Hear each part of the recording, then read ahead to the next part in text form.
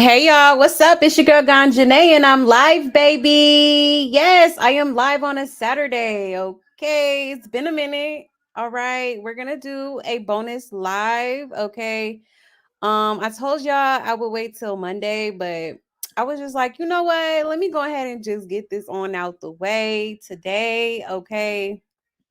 Yes, yes, yes. All right. Let me see who's here. 1 second. Um Yeah. Hey, Mean Beans. Hey, Love. Hey, Black Pearl. Hey, Love. Hey, Gia. Happy Saturday. Yes, I hope y'all are having an amazing weekend. Okay. Hey, Natasha. Hey, Love. Hey, Kishwar. Hey, Love. Hey, Cynthia. Hey, I'm glad you're here. Yes, yes. Thank you for pulling up, y'all. Okay. We're just gonna get into a few things. All right. 1 second here. Yeah, cuz I'm going to try to do this as quickly as I can. I do got a little bit of stuff to do today, okay? But yes, y'all, if y'all would like to support the channel, okay, we do have some super chats and super stickers. We got Cash App scrolling at the bottom of the screen. And also, you could buy your girl a coffee, okay? All right. Let me go ahead and post that link. All right, there we go. Okay. Or you could simply support the channel by just hitting the like button for me. Okay. I would so greatly appreciate it. Okay. Hit the like, hit the subscribe. All right. And if y'all have any tea that y'all want me to talk about, you can hit me up on my social media platforms. Okay. All right. My Instagram is Ganjane_. All right. And my Twitter is Ganjane the Goddess. Okay. Yes, yes. Also, you can hit me up on my email, ganjanespeaks@gmail.com. Okay. All right, y'all. Let's go ahead and get into it. All right, all right, all right. Let's see who we should start with. Okay. Okay, y'all. Let's go ahead and talk about Chrissy Lampkin real quick, okay? Because I think her and Jim Jones have basically broken up, okay? All right, so shout out to Hollywood Unlocked. It says, Chrissy Lampkin, you and I both know you will never find someone like me. Okay. So for those that don't know, this is the longtime girlfriend. Well, maybe his ex-girlfriend at this point, okay, of Jim Jones, okay, who is a rapper, okay.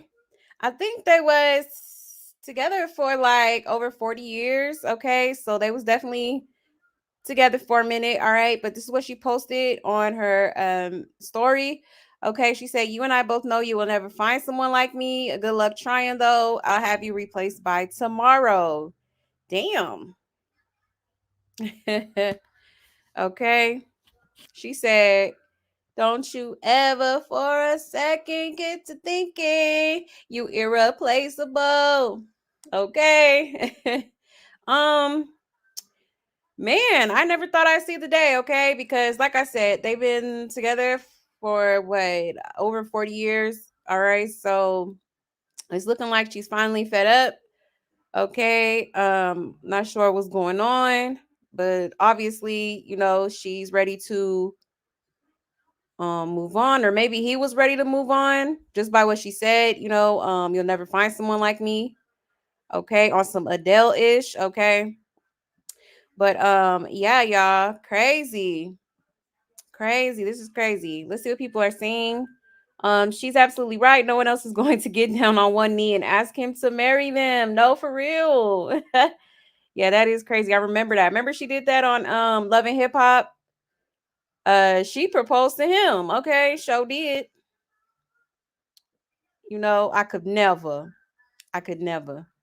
Chrissy, please move in silence. That proposal was loud enough, right? I bet you the next woman he finds, he marries in a month. It be like that sometimes, for real. Oops, sorry, y'all. It be like that. She literally got down and proposed to this man, and he still continues to play in her face. Right? So embarrassing, man. For real. Lady, you are 53. Most men can be replaced in 24 hours. Girl, don't let him waste another 20 years of your life. I'm weak. She could be talking about a business partner and best friend. And she trying to convince herself by writing it out. Poor thing. I'm weak. This is why you don't propose to men. Yeah, that's crazy. Girl, y'all both 67 years old. You don't have to do this, child. Only thing higher than the rent is the delusion. Child, she been saying that my whole life. Lord, is she talking about Jimmy? Okay. So yeah, man. I mean, I'm pretty sure she is. I mean, who else would she be talking about?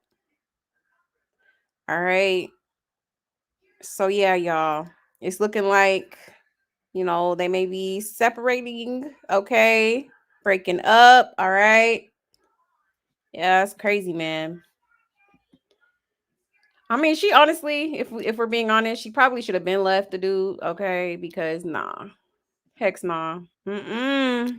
Okay. She clearly wants something, and if y'all don't want the same things, then don't force it. You know what I mean? Like, if he ain't gonna do it for you, then bye. You know what I'm saying? For real, for real. But yeah, y'all. So there is that. Hey, Kayla Rain. Hey, love. Spent some time in the pool. Okay, it was amazing, but still won't be home for 25 minutes. Oh well, I hope you enjoyed yourself. That's what's up. That's what's up. Cool. Hey, Grape Tea. I'm not surprised that Chrissy Lampkin made this statement. Right. Right. Well, they've been through it for a minute. Yeah, they have. You know, she probably got fed up. Has it been over 40? She really got on one knee and proposed to this nappy braid have as no, for real. I dragged my barracuda across molten lava first. No, for real. Nah, for real, mean beans. Okay. She better than me. She better than me. Okay. If you're in a relationship with a man's mom, don't care for you. Yeah, you really don't have a chance. You might not, but yeah, that's true. Yeah. His mom did not like her at all. Yep. Yeah, she did not care for her. Definitely didn't. You know, But hey, you can't let something like that stop you, Like if you love somebody, and the mama don't like them, I mean, hey, that does get kind of difficult, but still, I mean, it's your life, you know what I'm saying? Do you, you know?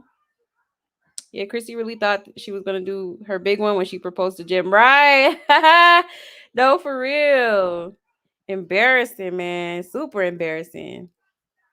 But yeah, y'all, I just wanted to show y'all that real quick, okay? Now let's go ahead and get into a little bit of some Diddy stuff, okay? Hold on, y'all. 1 second. Let me pull it up here. Here we go.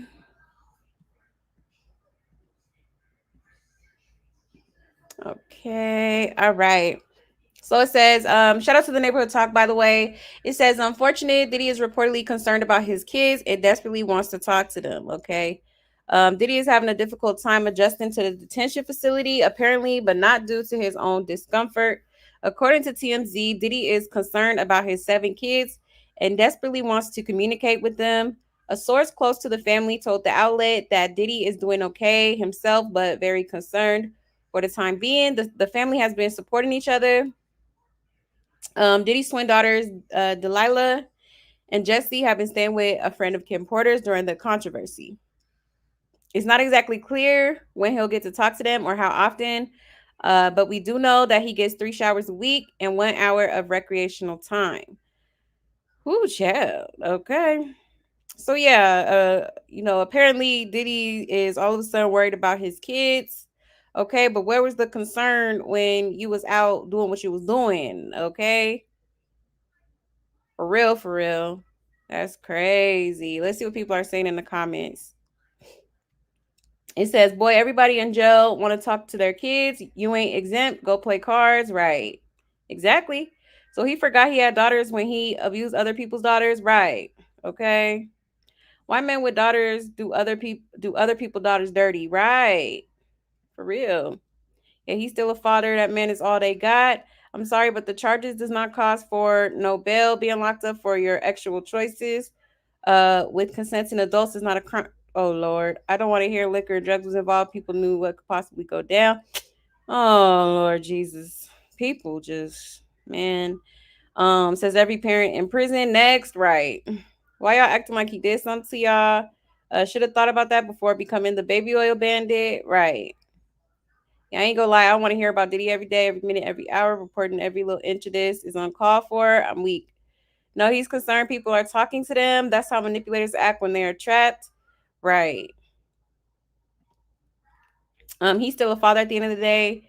He could at least be able to talk to his children. I'm sure all the victims' parents feel the same way, right? Why everybody celebrating his downfall? The man has always been active father. Listen, call me when the names start dropping. Where was this concern for his kids during his baby oil parties? Okay. Yeah, no, for real. It is what it is, man. If you truly valued your freedom and your time with your kids, you probably should have been, not doing what you was doing, okay? All right. You know, so I don't feel no sympathy still, okay? You know what I'm saying? Definitely where he needs to be. All right. So it is what it is. I mean, yeah, I do feel bad for the kids, but at the same time, it's probably a good thing for them, okay? Being away from this, monster. Okay. I'm sure they done all been exposed to some stuff. Okay. So hey, I feel like it's great for them. Okay. I know that's their dad, but I'm just saying, okay? For real, like he is just such an evil and disgusting human being, and that's just on period. Okay, for real. I hope everyone's having a beautiful weekend. Yeah, you too, love. You too. And them twins almost 18, and the third girl Chance is 18. Oh wow, all of them old enough, but they'll be fine if they can't speak. Baby love won't even remember him. Right? Yeah, that's true. That's true. Mean beans. Yeah, man, that's crazy. Mm-mm-mm. I know there's got to be like a traumatic thing for them, but hey, it is unfortunate, but this is why you don't do people, the way he was doing them, okay? You know, but prayers to them kids. All right, definitely prayers to them kids, them twins. They've been through a lot, man. They have. Definitely have. But all right, y'all. Speaking of Diddy, let's go ahead and transition to Kim Porter, okay? So there is a blogger that came out. I guess he was sent um a copy of the memoir that she was writing, okay, before she, you know, unfortunately passed, okay? So we're gonna watch a little bit of that, okay? Because it's like an hour long, but he do, give a little bit of details in the beginning, okay? So let me share my screen here, and we gonna get into it.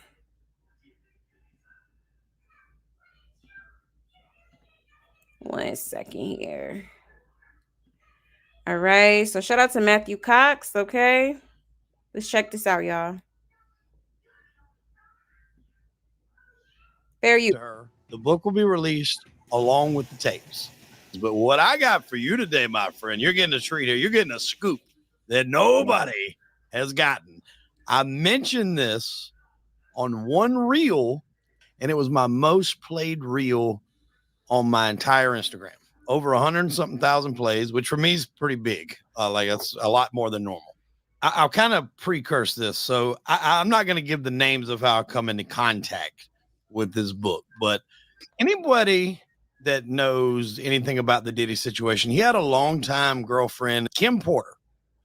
Now, he had a few kids with her. They had a long running relationship, and then they did separate. Now, it's been long rumored that she was writing like a diary. I don't necessarily know if I would call it a book, but a diary of events that took place throughout their relationship. And then she mysteriously passed away due to pneumonia. As I was saying, it's been long rumored that she was writing a tell-all book or at least a memoir detailing her tumultuous life with P. Diddy and some of his extracurricular activities. I read it. I was actually out of town, so I took it with me, and I'm reading it on the plane. And it's not a lot, which tends to put a little bit of validity towards it. Was like her memoirs. It wasn't actually a full-blown book. This is not a 300-page book by any means. It more or less looked like a diary that was kind of put together in sequential order. And it was about 45 pages long. And I read it, and I'm just like, wow. And now I grew up. P. Diddy was hot when I grew up. Like Bad Boy was hot. Tupac. I mean, those two were the top in the game. Christopher Wallace, Biggie Smalls, Tupac. So Puff Daddy was in the limelight everywhere. And he stayed there for a good deal of time, and then he branched out and done other things with Ciroc and Sean John. So it's not somebody that I was completely unaware of, but the things that were talked about in that book, I was just like, there's no way he done all this.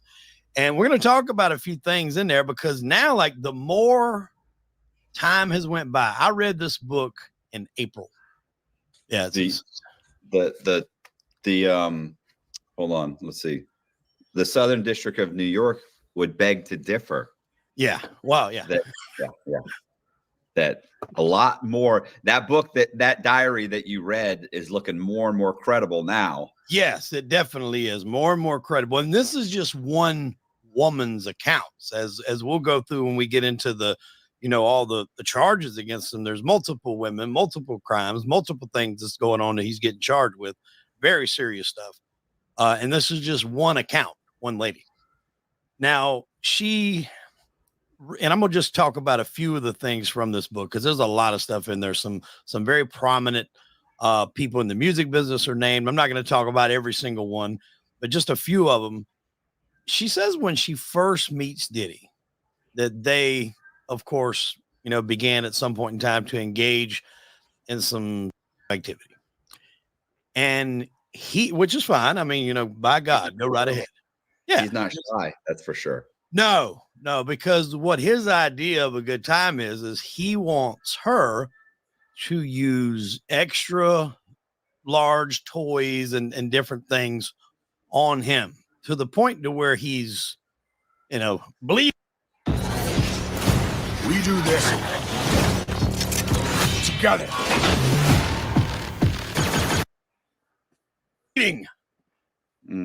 It seems a little painful to me. I don't know. I wouldn't consider that what I would, put in the classification as a pleasurable experience, but to him it was. And I think you can get there. I think at a point in time when you have money and stuff like that, I'm not saying I'll ever be there, but I think it's possible. When you have money and you have girls, I think, you probably go to one girl, then two girls, then three girls, then this, then that. I think you eventually have to get to where that really, really, really far out there is what satisfies the regular craving for you. I think that's a thing. My opinion, I could be wrong. It's not my thing, but I think it is a thing for some people. And she said that she was so weirded out by this experience that she didn't want to talk to him anymore. And obviously she knew who he was. It was Diddy. But I mean, she was just like, this is pretty strange. I'm not going, it's too much. And he pursued her for a while, but they met up at a club, and he was like, I was just kind of a little out there, and I'm sorry. And I'd really like to give it another chance. And, they get back together. And she alludes in there that he had affairs with people like Mary J. Blige, and that she also was having, it was a pretty much an open relationship.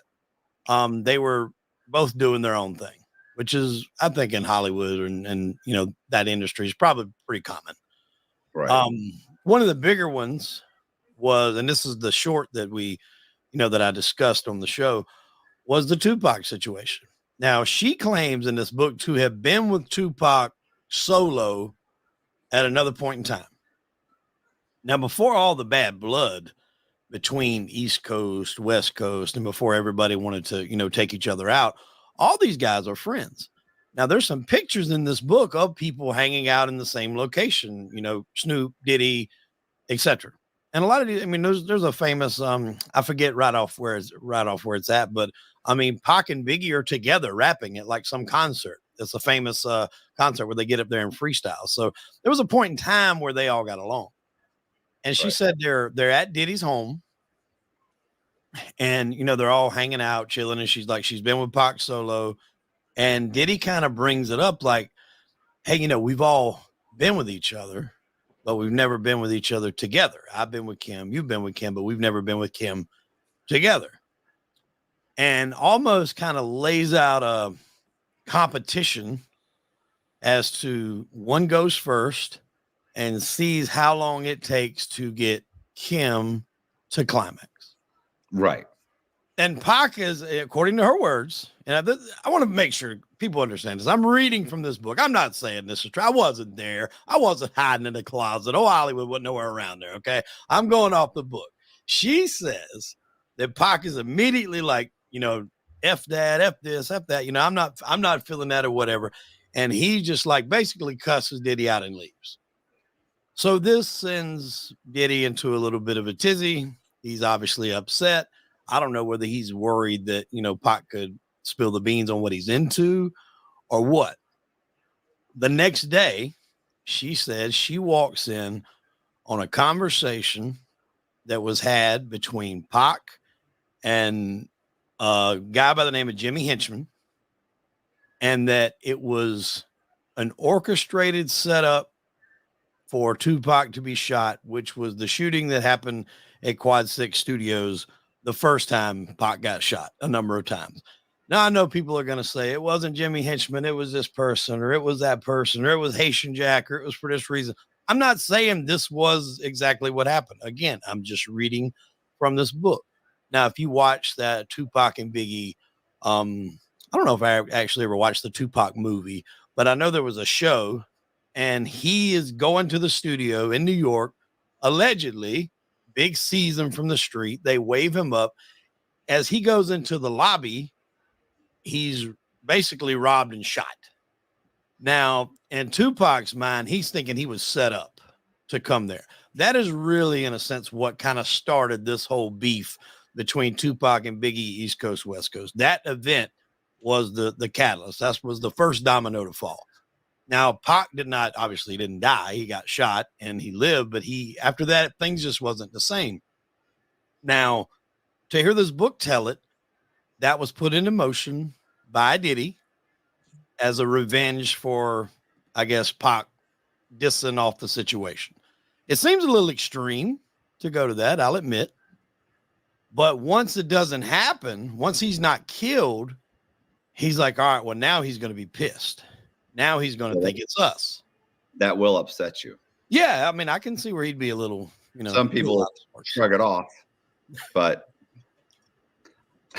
some people take it personal.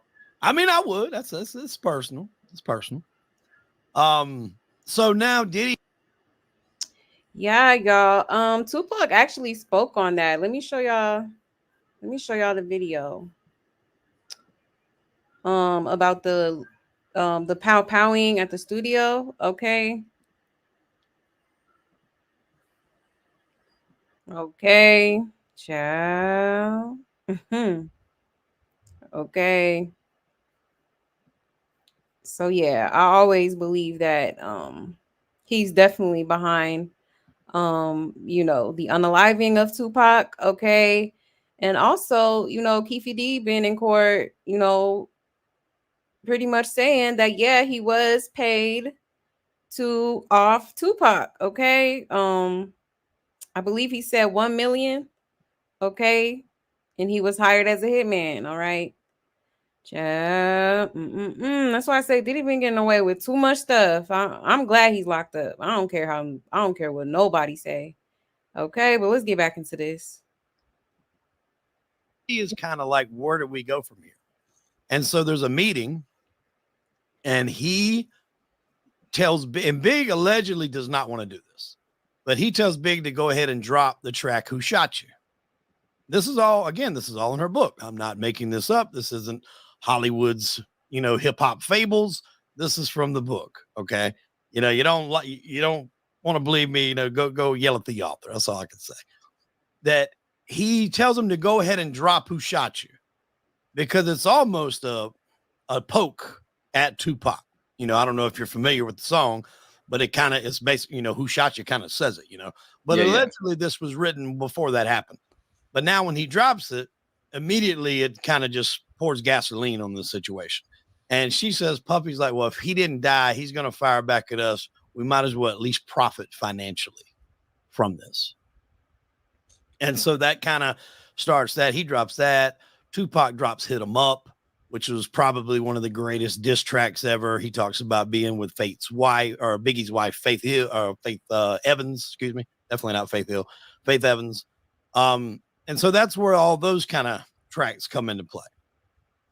Now, Biggie Smalls is a whole nother story in this, because Biggie allegedly was going to leave Bad Boy and go out on his own. Now, since I read that book in March, there's been multiple articles that drop here, there on different internet sources that said Biggie was going to go out on his own. There's been sources that said Biggie and Pac were going to both leave. Biggie was going to leave Bad Boy. Pac was going to leave Death Row. They were going to get together and do their own label. That has also been something I've read. That is not in this book, but that's just other things that I've read. Now, Puff says at a party, this is at a party where a lot of prominent, people are supposed to be at, and Kim overhears Puffy say, I'm not going to have his damn back if he's not got my back 100, or something to that effect. And he's like, I can't do it myself, but I'll pull protection if we ever leave New York. Now, if you take that at face value, when they go to California, which is not the place that, your East Coast rappers are very welcomed, it is where Big got shot. Right. And if you look into the details of it, Gene Deal. Listen, paying $14.99 a month for a streaming app, and $9.99 a month for a music app, and $12.99 for a fitness app, and who's been doing a lot of interviews here lately, he was the bodyguard. He was with Puff. Nobody was with Biggie. Biggie was taken out. He was shot. I mean, Puff's car was not shot at. So you kind of start to see maybe there is some validity to this.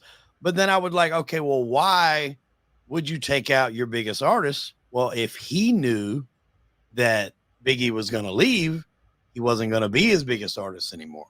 Right. And I'm not 100% sure on what happened with all the royalties and, the masters and all of that stuff. There's a part in that book that says Valletta Wallace, who was Biggie's mom, came to Puff and was basically asking for some of the money that her son had earned and generated through all the music and everything. And he basically told her, kind of like the whole MC Hammer thing, was like, he didn't really make any money. He was in debt. I paid for all the publishing for these records. I paid for this. I paid for that. Really, he owed me money. But if you need a little bit of help, I'll give you some. Yeah. Out of the goodness of my heart. Yeah, out of the goodness of my heart, I'll give it to you. Because I'll be honest, you haven't heard a ton from Valletta Wallace, good or bad, about the whole situation with Puffy. And let's be honest, Diddy, I'm sure it was his friend. I'm sure they had, some sort of bond, but he milked, Biggie's death for everything it was worth. And apparently, I'm not sure. I think it is true because Sting said it on the Breakfast Club. He sampled the Police, I'll Be Missing You, when he sung that song for Biggie. Allegedly, he has to pay Sting, I want to say it's like $1,000 or a couple thousand a day for the rights to that song. That's about to run out here real soon. Sting better be glad he got what he got, because Diddy's about to not be able to pay nothing for a while. So that's another story that's in this book. There's also a story about, you remember when he dated Jennifer Lopez? Yeah. According to Kim, this whole entire relationship between them two was basically a farce for the media. They were together. They would make public appearances. They would appear to be a couple, but in actuality, Kim was still living at his house. And there was an instance, I don't know how much you followed rap back in those days. You were out in those days, weren't you? Were you in jail? I was out, but I don't. I'm not sure the time. This would have been maybe mid 90s. There was a rapper that come out named Shine. Remember him? No. I would have followed it more if they'd played it on WQIK Country. Okay, I don't know if that's a lot. I would have probably heard a lot more of it, but they didn't tend to play those songs in country. You're not going to get a Shine on WIKK Country. I'm glad there's not another K in there. Otherwise, there can be some sniffing around in that radio station. UYK, not KK. Oh, YK. Okay. So Shine come out. I actually love Shine's first rap album. It is up there on like my top 5 of all rap albums. And I love all kinds of music. Shine had a very distinctive voice. He sounded very much like Biggie Smalls. And he was kind of going to be that guy to revive Bad Boy, to put him back in that gangster rap, because you could tell a lot of his stuff that he was rapping about was stuff he really did. I mean, he told a story. If you go back to how people would tell stories when they were rap, he was telling stories. I'm not going to say they were true, but they damn sure sounded true. If they weren't his, they were somebody that he knew. Right. Because it was pretty detailed. So his stardom, his ship starting to sail, if you will. And they're all at a nightclub in New York. Jennifer Lopez, Shine, Puff, and there's a shooting that happens. A girl gets shot in the face. I don't think she died. I think she got shot in the face. I don't think anybody died. I don't think. But anyways, they all get in Puffy's SUV and take off. Now, what winds up happening is Shine takes the rap for having the gun and doing the shooting. But everybody immediately says that it was Biggie. Shine gets a pretty substantial prison sentence out of this. I don't know if it was like 10 years or 12 years, but he goes to jail. That's what eventually winds up happening. But before that, like the next day after the shooting, she says, this is Kim talking, J-Lo shows up at the house and is like irate with Puffy, saying that, she's got a career and this is going to cost her career in movies and this, that, and the other. And he tells her to relax, that he's got it all under control. And she said, what do you mean you got it under control? And he's like, Shine's going to take the rap for it. He's going to take the bid. Nobody's going to have to do any time. He's going to admit to having the gun. He's going to admit to being the trigger guy. And, we're basically going to skate on this. And she's like, well, what happens if he changes his mind while he's in there? Like if he decides, hey, I'm not going to do all this time. He's like, nobody inside will change their mind. There's too many people that can get to him if they decide to change their mind. And I guess to a certain degree, maybe it kind of set her at ease. And according to Kim, before she leaves, he tries to get the 3 of them together. And J-Lo's just like, no, there's too much shit going on. I can't do this. So even in the midst of all this, Puffy's still trying to, get J-Lo and Kim into bed. I guess kudos to him. Priorities. Yeah. You got priorities. You got priorities. What shirt do you have on? This is my Hawk Tua 24. Spit on that. Oh, that's great. How about that girl, huh? I don't want to get sidetracked, but Jesus, I'm so jealous of her. I know. A random comment, boom, stardom. She's probably multi-millionaire by now, right? I know the other day I read that she made her first $1 million. She's got her podcast with Jake Paul. the better response from it. She's done been on all these Matt Rives had her at his concerts or comedy shows. Yeah. I mean, she's everywhere, and good for her. I'm not knocking. A lot of people hate on her. I'm not knocking. I would have grabbed that 15 minutes and wrote it for all I could too. So yeah.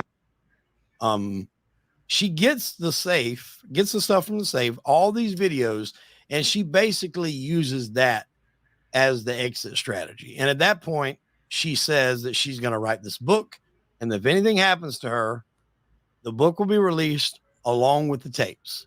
Now, these tapes are alleged to have singers Usher, Justin Bieber.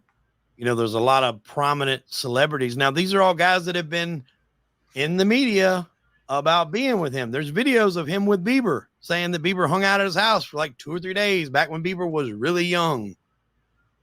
There's sometimes, unbeknownst to the victims, Combs kept videos he filmed of victims engaging in acts with commercial workers. And then later it says in the indictment that that he would use them to intimidate and coerce these various people. So yeah, bro, this is why you should have done a video like this 3 months ago or 2 months ago.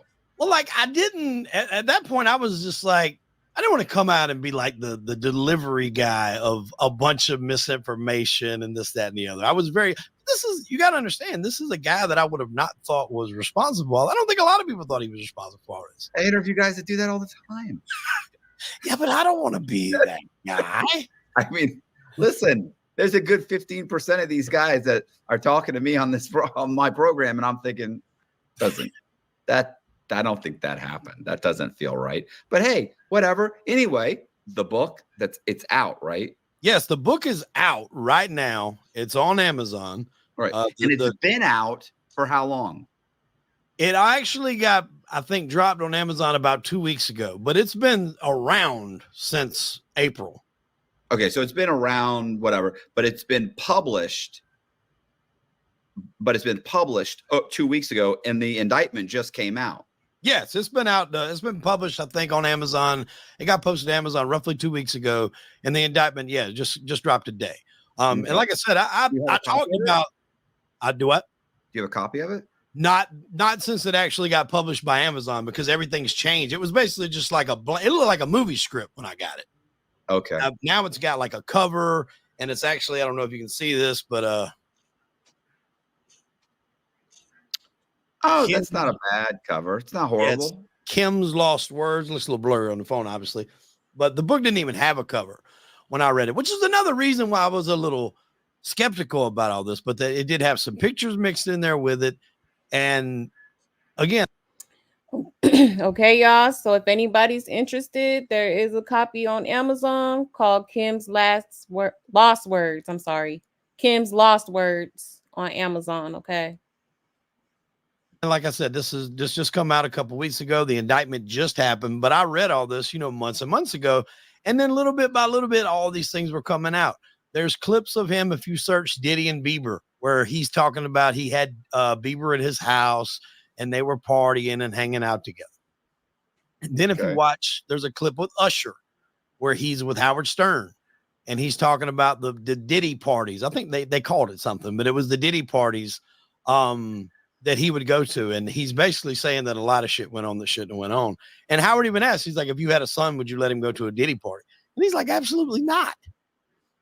So she gets her hands on these tapes, and that's basically like her security. That, all right, if something happens to me, this is going to go. Right. Now, they do separate.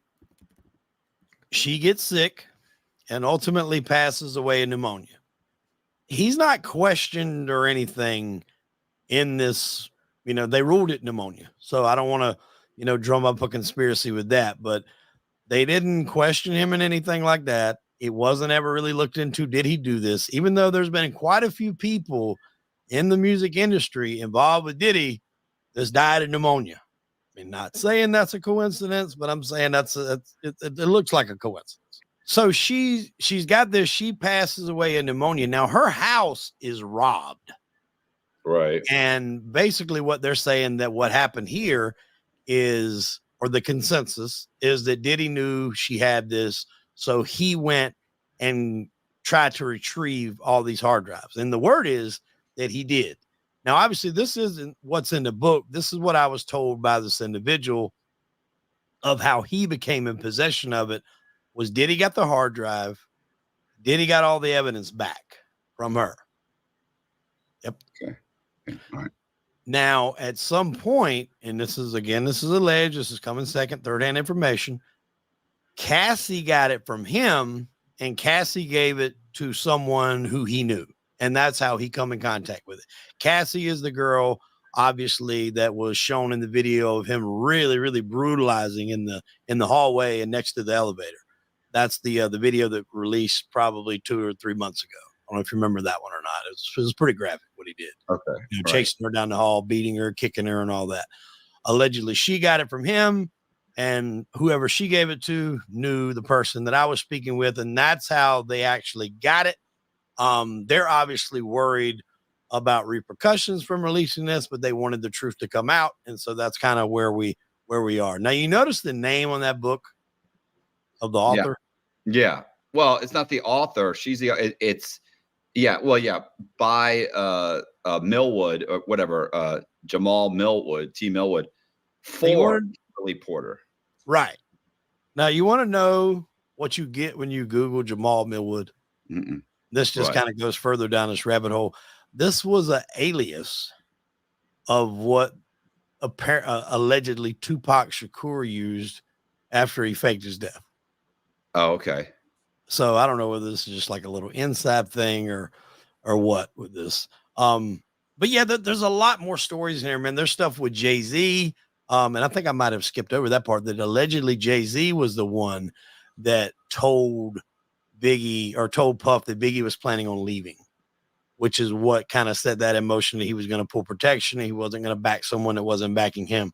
The kind of the story behind that is, if Jay-Z wanted that spot of New York for him, and if Biggie was around, he was going to be second. Maybe not. I don't know. That's in the book written by Kim, that meeting happened. All this stuff up until obviously when she died is accounts that she had with him. There's, like I said, there's a lot of other stuff in there.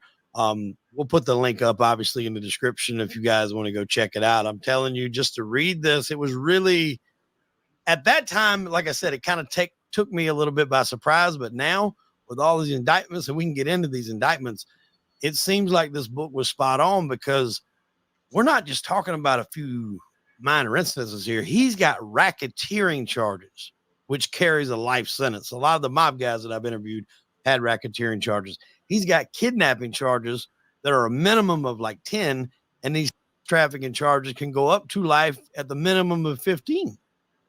And that's just a few. Yeah. And have you seen, from what I've seen, they have not given him bond, I don't think. No, I couldn't imagine that. Well, I was going to say, I can't imagine they will, but the truth is they might give it to him. He puts up enough property. He's well known enough. It's kind of like the whole Sam Bankman-Fried thing. It's like, okay, you can say, well, he shouldn't get bond. He could flee the country. Well, where's he going to go? There's very few places this guy can go. He's got enough property and stuff to put up as collateral, and he's too recognizable to disappear. No, I agree. And I guess I never had this kind of a, situation to deal with, but it looks like kind of a proposal of his defense team. And it's like a $50 million bond. He's going to put up his home in Miami. It's equated to 50 mil or 49 million.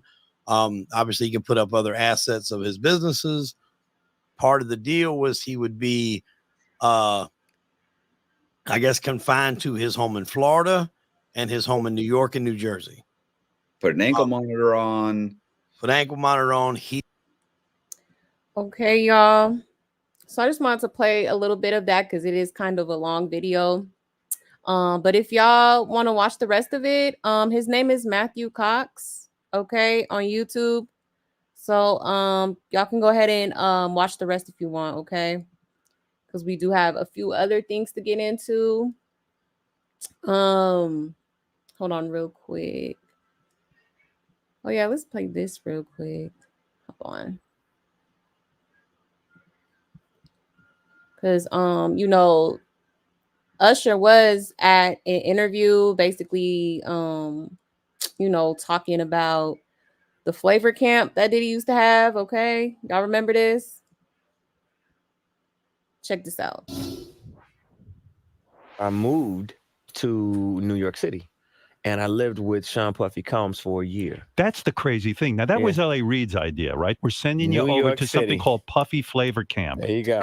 to learn some Flavor camp. Yeah, Flavor that's what it camp. was called. And you're going to go to Puff Daddy's. He's going In to the 90s. Do you understand what that's like? Puffy's place was like just filled with chicks and orgying like nonstop, right? No, not really. I Come mean, on. but hey, it was curious. I got a chance to see some things. Yeah, but you were 13. What were you I seeing? went there to see the lifestyle. Right. And I saw it. And it was but I don't know if I could indulge and understand what I was even looking at. It was pretty wild. So nobody tried to, some woman didn't come along. I didn't say that. Okay. I didn't say that.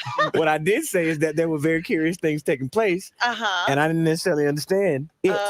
Biggie Smalls was there. Biggie Smalls was there. Lil' Kim, Craig Mack. All these people are hanging around. Yeah, man. Faith Evans.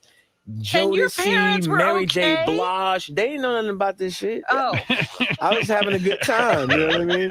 Does he have you doing any chores? Are you doing dishes at all? I mean, to keep you humble somewhat? Or are you just like, can you stay up till 4 a.m. with them and party? I mean, I could. I actually stayed up longer than them. And what kind, do you have money? What's going on? I mean, I had like per diem. Yeah. I had like, What like a living. life. Yeah, it's pretty crazy. 14 years old. You're a dad now. Would you ever send your kid to Puffy camp? Hell no. See? Okay, he said, hell no. Okay, that's crazy. Okay. But yeah, y'all. So there is a book out, okay, regarding Kim Porter. It's on Amazon, y'all. So yeah, man, this is crazy. I'm sure there's gonna be like so much stuff coming out. It's been so much coming out, like damn near every day. Really? Okay. This is crazy. Hey Shantae. Hey love. Hey. That's some really scary stuff when you have to worry about the Illuminati if you don't do what they want you to do. Or yeah, with you just is mine as well. Yep, getting ready to demise somehow. Yeah, it's scary, man. It's scary, and a lot of people, dream of like a life of like, the fame and the riches, but at this point, at what cost? Okay. Cause it's a lot of stuff going on in Hollywood. All right, for real.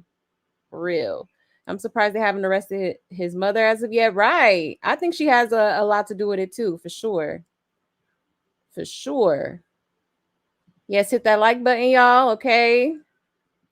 Please and thank you. All right, y'all. So let's go ahead and move on to let's talk about Stunna Girl real quick, okay? Because she's been getting exposed left and right by some of the girls that were on her TV show, okay? Well, I don't even know if it's hers at this point because she's still going back and forth with her ex, okay? And they still fighting over who owns what and da. Okay.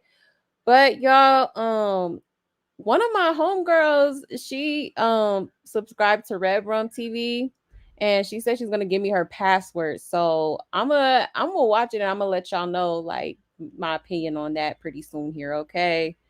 Cause yeah, I'm gonna see what was going on. But y'all, let's go ahead and get into it because there was let's start off with these twins, okay? Because I guess there was a set of twins that had went on the show, okay, and they came out and basically talked about their experience, okay, as well as a couple other girls. All right, but we just gonna start with the twins real quick, okay? Because yeah, this was crazy. Let's get into it, y'all. Hey y'all, it's the Tokyo Twins. So for those of you who might not know, me and my sister were a part of Susan Brown, aka Stunna Girl's reality TV show called Stunna Girls. We are solely making this video to tell our truth, our story, and our experience on the show. We've been holding this in for so long, and I feel like it's time to speak our piece. Disclaimer. We didn't know a lot about Stunna Girl for real, besides she used to be on Baddies. Her photographer, aka producer, aka Paradise, is the one who reached out to us about this show via IG. He actually called us on Instagram and he was like, "Oh, I love you guys' looks. Stunna loves you guys' looks. I love how y'all carry yourself on social media and stuff like that. Like, they've been watching us, I guess, and they've seen like the Meta Motion we've been doing this year by itself, and they wanted us on the show." And he was basically saying Stunna want us on her show. At first, we didn't even believe it for real, right? Yeah, we thought like, you know, it was a scam. Not even a scam, but we just thought he was playing with us. Because literally, we didn't even know Stunna Girl was having a show. Literally, nothing. Remind y'all, we never followed Stunna Girl on Instagram or any platform until we found out we was going to be on her show.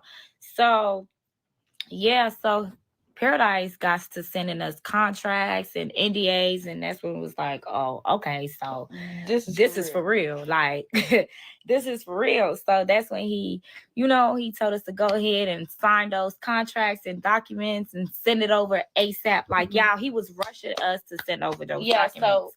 And he also wanted us to do like a short video clip of us introducing ourselves and stuff like that. And we're gonna upload all the receipts because, one thing about us, we gonna back everything we say. Yeah, we got receipts of everything. Everything. So it's like, grab y'all popcorn, a drink, because this is about to be a long ride. This is gonna be a long story. To be honest, before we get into the details and the tea, this show, this experience had traumatized us mentally. This had made us so angry. And it literally took us 2 months to process everything. What we about to tell y'all just goes to show that these people are not who they claim to be on the internet. Celebrity or not, we are all human. Regardless of the fame or the fortune that they claim they have, like, everybody are not good people at all. And this was a life learning experience. Real shit. Like I said, we stay with receipts. Just in case a motherfucker want to play with us, making it seem like we try to audition and they ain't reach out to us. This is Paradise telling us to hurry up and send out our introduction tape so they can get the cast list out. Y'all know we come with receipts right there. Okay, so let's talk about the contracts. Yes, we read them, of course. And it was a whole lot of nothing. A whole bunch of nothing, y'all. So come to find out, these contract was stolen from Jocelyn Cabaret and Baddies. And this came from the producer, aka Paradise, who told us they got these contracts from Baddies and Jocelyn Cabaret. So that was the first red flag. So Paradise is who we were getting in contact with about this show. Well, he was keeping in contact with all the cast. Yeah, he put us all in a group chat basically. And when we all asked him like, okay, what is this show going to be about? Like, are we going to be fighting and stuff like that? He said it's nothing like Baddies at all. This is going to be some like pretty girl shit, boss shit, having fun, doing activities, doing brand deals. That was the plan. So I'm like, okay, this is different. We like this. Okay, no drama. Mind you, on the contract, it stated no fighting. Facts. At all. And it also stated that, well, he really did give us like a real description. Like, he was just like, you gonna see, it's a surprise. Y'all gonna see, just wait until we get there. Like, this is gonna be like the biggest show. This is gonna top Zeus. And it's like they were in competition with the other network because they kept bringing them up. Like, we don't care about them. This is your network. Show me what's different about you to them. Nobody is being spared in this situation. Okay. Because if we look crazy, you finna look crazy and she finna look crazy. Because we didn't ask to be put in this situation at all. Everybody gonna be looking crazy around this bitch because we finna spill all the tea. We finna put it to the floor because we're just so tired of people just trying to bash us like we're the bad guys. But really, girl, you're the bad guy. You're evil. And y'all, when we tell y'all before we got on this show, we prayed and prayed. Like my mom prayed for us, my whole family was praying for us. So we just knew God wasn't gonna put us in no predicament that was bad for us. Yeah, because He's not gonna bless no mess we're in. And boy, let me tell you, karma, karma be moving quicker than a Mexican music, if you ask me. But we're gonna save that for later.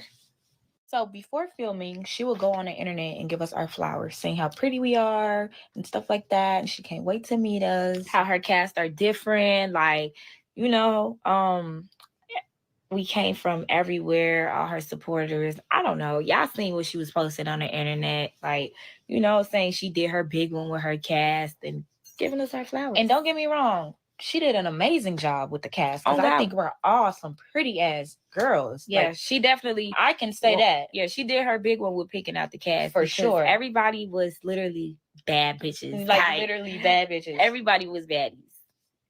So it's June 9th. We're headed to the airport to go film, and we missed our flight. Yeah, y'all, we missed our flight. First of all, she booked us through Frontier. Like, we don't have no problem flying through Frontier, but it's like from Frontier to from Atlanta to Cali, that's OD. Like, I would get on Frontier if I'm going to like Miami or something, but like a 5-hour flight. And the type of person I thought Stunna Girl was, I thought she was like a boss bitch and she like classy luxury shit. So I'm thinking she's gonna put us like in first class. This lady spent what, $100 on flight tickets to Frontier? $200 for the both of us. So when we got to the gate, not even the gate, yeah, I think it was the gate, the ticketed thing, they told us that we missed our flight and we had to rebook our ticket. So maybe if you wouldn't book us on Frontier, we wouldn't have this problem because any other airline, they would have just put us on the next flight. So boom, now since we missed our flight, we had to come out of pocket. As you can see in these screenshots, Paradise is asking us if we're able to cover our flight and just pay for it. And that's what my sister was like, we just got another flight. We ended up paying $800 each for a one-way to LA. So yeah, so make sure you guys keep this in mind because this is very important. This is like very important. Remember, we text Paradise, and we told Paradise that we got our flight, and he asked us if we already got the ticket. We said yes, and he wanted us to send him a ticket of our boarding pass, and we did, as you can see. Like, who would have thought? Who would have thought missing our flight would cause us to get fined? I guess we got fined, y'all. Like, we ain't never seen no shit like this. I ain't never seen no shit like this ever in my entire life. We got fined for missing our flight. $600 at that when we just came out of pocket and booked a flight ticket for $800. $800 per ticket, y'all. Per ticket. On top of that, these motherfuckers wanted to fine. That's crazy. Let me read the text. It says, being girls is not good enough excuse. Everyone knows to be at the airport hours before. It's cast members that have kids and situated themselves to make their flight on time. Y'all need to be more punctual and reliable. Since y'all absence interferes with our time schedule, y'all will be fined $600 a piece. Like, huh? Okay. That's crazy. Minus $600, but we didn't care because we thought like, all right, cool, like we just gonna deal with it and stuff like that. We're going at this point we just wanted to get to LA. I ain't gonna lie, because we thought this was a good opportunity. And let me remind y'all, it never stated in a contract that when we missed our flight we was gonna get fined. Period. All right, y'all. So it's June 10th, and we got to the airport 2 hours early. We wasn't playing. We got there and we made our flight. So boom. So we got to San Francisco because we had a layover at San Francisco. Remind y'all, we was in the air for about 4 hours. Y'all, once we landed, Paradise texts us, and this is what he said. So once we got to San Francisco, because we had an hour and 30 minutes layover before going to LA, this man Paradise want to text us and said we were terminated. Like, what? Remind y'all, we got fined and we got terminated. Stay tuned for part 2. part 2 on surviving Stunna Girls. So boom, y'all. As you can see, we got terminated and we got fined. So we was so confused on why we got terminated because just the day before, we were told to buy another flight and we got fined $800.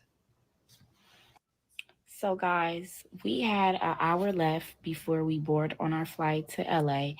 And me and my sister were in the airport literally going crazy. Like we were crying our eyes out because we just thought that we had gotten our hopes up. Yeah, like we felt played. I'm not gonna lie. That was like the worst film ever. We felt played. We had people sending us outfit for the show. You know, we had our family, our friends, like looking forward to the show. So we just thought like, damn, like we just did all this for what? And we spent so much money like getting prepared for this show. So y'all, we was just praying. Like at this point, I told my sister all we could do is just pray. Just pray. So my sister ended up watching Stunna Girl's story and she seen like she needed 2 replacements and she dropped the email whatsoever. So that's when I decided to email Stunna Girl since Paradise had us blocked. Why not email Stunna Girl since it's your show and you made the decision? So I emailed her, you know, I said, hey, we're in Los Angeles waiting on, no, San Francisco. Oh, yes, San Francisco, waiting to board on our flight to Los Angeles. And we were told that we were terminated, da-da-da-da-da. And, you know, we just explained ourselves and told her that we were really looking forward to this opportunity. And we spent so much money. Like, I wouldn't understand y'all, like, if we just said, fuck it, like, we're not coming to the show. Like, we literally didn't give up. We didn't give up. Like, we literally purchased another ticket just to show her flight, just to show her, like, we're taking this shit serious for you. Mm-hmm. So this is the email we sent her. She so-called claimed we were begging to be back on the show. Baby, we had to tell you what the fuck we went through and how you played with us. Yeah, like it never gave big. Yeah. It gave disappointment for sure. And it gave y'all trying to play with us. But it never gave big. And she also mentioned that we were so-called stranded. Girl, please. Cause baby, we could have just got off that flight to LA and go see our homegirl. Never gave stranded. Never. So 15 minutes after we emailed her, oh my God, guess who so-called called us, y'all? It's Paradise. What a coincidence. Y'all, Paradise called us, and guess what he said? Everything was a misunderstanding and that he apologized and he claimed that he didn't block us. Y'all. He was like, now, Paradise, what made you block us? Oh, I didn't block you guys. My phone was dead. Your phone was dead, but I DM'd you on Instagram and you opened my DM and didn't say nothing? Okay. But when we called you, it was going straight to voicemail. Like, that's what I be talking about them messy. Them people, they messy. Very much so. So then Michelle called us because we was blowing up Michelle's phone as well. You know, they got their phones taken away. We're going to get to all of that. So Michelle is one of our cast sisters. We love Michelle. So yeah, we called Michelle. Y'all, come to find out, they told Michelle to put the phone on speaker so they can hear what we're saying, right? So Solo got the phone and was like, twins, I need you guys to come turn this shit up. These girls is boring. They're lame. They're not doing nothing. Put the like da-da-da-da-da. Just like talking like, I'm like, damn, y'all need to hurry up and get here. Like, y'all need to come turn the house up. This house is boring. It's not even giving reality TV show because these bitches ain't no shit. Yeah. So we're like, oh no, we're going to come turn it up. Yeah, when we say turn like, up, like, bitch, we're the life of the party. We're like, literally the life of the fucking party. Like, nobody is sitting down when we're around. Like, everybody is going to turn up. Like, literally, we know how to walk in a room and bring the energy they looking for. Not on no fighting shit, on some getting lit, bad bitches, pretty. Because mind y'all, that's what we had in mind this whole time. Like, hella bad bitches, we finna be doing fun shit. I'm thinking these girls in their room don't want to come out and like drink and have fun and shit like that. That's what we had planned. So we finally got to LA. Mind you, Paradise told us that it was going to be a sprinter waiting for us outside the airport. So me and my sister were like, oh my God, period. Like, we're happy now. We're excited. Like, y'all know them one sprinters that baddies be getting on. We thinking we finna. I'm thinking, y'all, I'm finna walk in and see a Mercedes-Benz sprinter. Baby, we walked out that goddamn airport and seen a kidnapping van. I said, huh? I thought they was trolling us. Like, I try to keep it cute because, you know, the cameras is on, but I thought they was pranking us for a minute. But I'm like, this is not what I had in mind at all. Like, it's not even giving sprinter. Like, it's giving kidnapping van, y'all. I can't make this shit up. Like, we can't make this shit up. So, boom, we got in the van. Camera started rolling. We started introducing ourselves. You know, they started playing Stunna Girl, me and my sister, the life of the party, the vibes. We just, you know, started up. Even though we ain't know the lyrics to her song like that. We still was acting like we knew the song. Right. So, Paradise was in the van with us.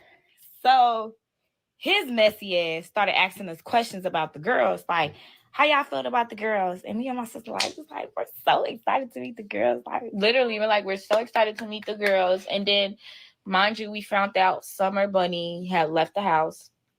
She fought like 4 people. So we was like, what happened? Like, what the fuck did we miss?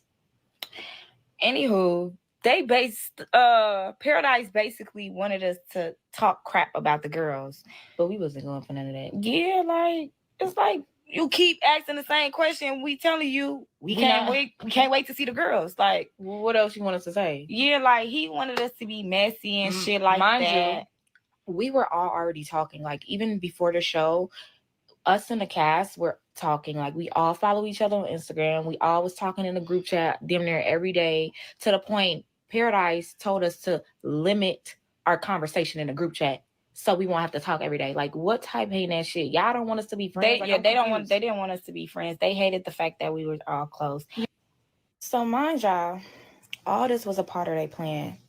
So I guess before we got to the house, the girls was told that we were coming in on some bully shit, on some bullshit, ready to fight everybody. Yeah, like we was pressing them. That's what the producers told them, which is Paradise and Solo. Solo, y'all might know him from Now This TV. He was in Playboys. Paradise is just a messy gay photographer that's just like messy as hell. Like, he was so fucking messy. And the fact that he just tried to be close with all of us, making it seem like he was our friend, but really he was the back door. If we're really being serious, the messiest. He was the messiest one. Like, I'll let Solo slide because it's like I wasn't even talking to Solo. I didn't know Solo until I got there. But it's like, Paradise, you knew us. Like, you built bond with us. So for you to act like that was very fucking weird. So yeah, the girls were told that we were coming in the house on some hot shit, you know, on some bullshit, ready to fight everybody, some shit like that. And the girls, they were like, not again, because they literally, some girls fought like 5 times the day before or whatsoever. So they basically like had their guards up and stuff like that for the new girlies that's coming, which I don't blame them because that's what they were told. So y'all, as we're walking towards the house, this girl named Floss came to the door, and we thinking the girl is welcoming us. That's what we had in mind this whole time. We like, damn, where everybody else say, you the only one coming to welcome us? Okay. But come to find out, this lady was supposed to check us. Y'all, we was never pressed at the door. So I guess production told Floss to do that, to try to get a storyline.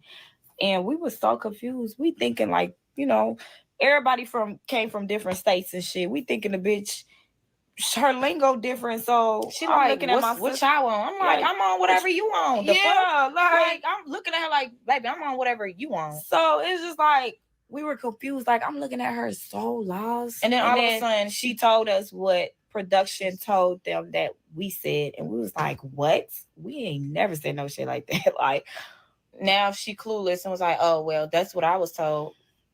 not us, y'all. So then she gave us a hug and we just walked in and, we came in with good vibes. We gave everybody a hug. Like all the girls was like, damn, we fuck with the twins. Like they came in here with good energy. Exactly. Like we been said we was. The twins was lit. I'm talking about we turned everybody up. Surviving Stunna Girl Part 3. So y'all, mind you, they took our phones and they made us turn our location off when we got inside the van. That's what we forgot to mention in the last video. They took our phones and they made us turn our location off. So yeah, I just think this is the part that nobody is aware of. The show is called Stunna Girl Bel Air. We was not in Bel Air, baby. We were in Beverly Hills. Yeah, not Bel Air. Beverly Hills. One thing I do realize about Stunna Girl, she reps her name. She likes to sell people dreams, making it seem like she got this big mansion for us. And Bel Air, no, baby, we was in Beverly Hills. And come to find out, the mansion had 5 bedrooms. 5 bedrooms. And it was 14 cast and members. it was 14 of us. So Stunna had one with her husband, and it was 4 rooms left. So y'all do the math. 14 girls with 4 rooms, 1 bed in each room. Come on now, who are you playing with? So when we got to the house, we were told to pick our room. So me and my sister, we just walking around the house, creeping around, trying to figure out which one was going to be had the biggest room, like the biggest bed, because it was only obviously 1 bed in each room. So we went upstairs, and Raya had a room upstairs, Lauren had a room upstairs, and the 2 white girls had a room upstairs. So the white girls, we came in their room and we seen that they had the biggest bed, and we were like, okay, we gonna sleep here. This gonna be our room. Yeah, but we didn't say it on no like bully shit or like, mean girl shit. Like, yeah, like our tone, like you can tell, like we was not even on that with them. We were like, they were like, yeah, I think you guys should stay with us because we're a duo and you guys are a duo, and I just think we just need to stick together. And they were saying how much they love and fuck with us. Like, y'all know how white people are. Yeah, so they were being nice. So the fact that Stunna made it seem like we were bullying them girls out of their rooms, like it was like insane, because it was not giving that at all. Yeah, like before everything went down, like we was actually cool with them stupid bitches. I ain't gonna lie, them stupid bitches was kind of cool, but they was a little scary though, because when we did the little boxing match, one of them came up to you and was like, "Just don't hit me hard." We like, hey, this is reality TV. Whatever happens, happens. We finally got our rooms. And that's when the rest of the girls came to our room, and that's when we were told what production said. I guess they told the cast that we were terminated. We were terminated, and that they were fining us, but they didn't tell them how much we were getting fined. Yeah. So that plays a big part at the end. So the cast was so confused because 1 minute y'all said the twins are terminated, the next minute the twins are on our way. Well, the twins are here. So everybody was just confused as fuck and was like, something ain't right. I really want y'all to know that them white girls did not have no problem with us, like with sharing a room with us. They actually was happy.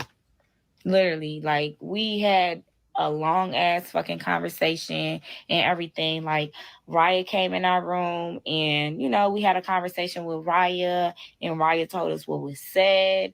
And the white girls had mentioned to us that they feel like, production is gonna try to get us to beef with each other because they're a duo, and obviously we're twin sisters, we're automatically a duo. And I told them, like, y'all just got to be on y'all P's and Q's. Like, you feel me? Y'all know production's going to try to be on some messy shit because this is reality TV. What you expect? Just don't fall for it. Like, we're not going to fall for it because we know the deal. Like, we know the real. Like, you feel me? And it's like, once we fuck with you, I low-key feel like we got your back. Like, yeah, like, we told them, like, we got y'all back. Yeah, like, we told them, like, we none of that. Do nothing weird to y'all. Like, we told them that. Like, we wasn't even on that, y'all. We came in the house being girls. Like, literally. Good vibes only.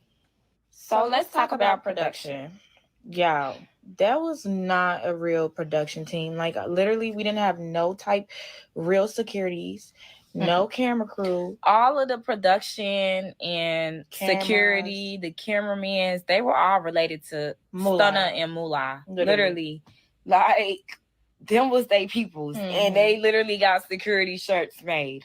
Yeah. Mind you, Stunna promised us hairstylists, makeup artists, lash techs, nail techs, all of that in the house. Selling us dreams. We walked in there, it was not one thing over there, but a bunch of guys. It was hella dudes over there. So that right there, it was like, okay, so all these girls and all these dudes, like, what the hell is about to happen? Like, where they about to sleep at? And it's only 5 bedrooms. It's only literally 5 bedrooms, and it's like what, like 8 men's in the house. So we're like, where are these men about to sleep? Come to find out, they are downstairs sleeping in floors, air mattresses, couches. So we're like, what? Like, y'all got all this money. Why can't y'all just get your own Airbnb or go get a hotel or something? Y'all don't have to sleep with us. Like, y'all don't have to be in the same house as us unless y'all recording. That's y'all job. Right. Like we mentioned before, they took our phones, and in the contract, it stated that we were going to be filming for 12 hours a day, and we couldn't have our phones during filming, which is understandable. But the fact that y'all took our phones for 24 hours and only let us use our phones at night when we're about to go to sleep for like 5 minutes. 5 minutes. That's fucked up. Take our phone away again. Like, when I tell y'all concentration camp. No, it was giving Hunger Games. It was definitely giving Hunger Games, because after Summer Bunny exposed Stunna when she left the house and claimed like Stunna wasn't feeding the girls or nothing, which is true. The first, we were told, because we wasn't there on the first day, but we were told by the other cast members that on their first day, they only had 1 box of pizza. 1 box of pizza. And that some of the girls, like, they didn't have nothing to drink. They were drinking their saliva. Coffee creamers. Literally. Like, what the hell? So after that, Stunna just felt the need to just hire a chef, I guess, because she felt embarrassed that Summer Bunny is exposing it all on social media. So now you want to hire a chef? And she only hired the chef for like 2 days, y'all. Literally. So, y'all, after all this time being in the house for like 6-7 hours, Stunna finally comes out her room.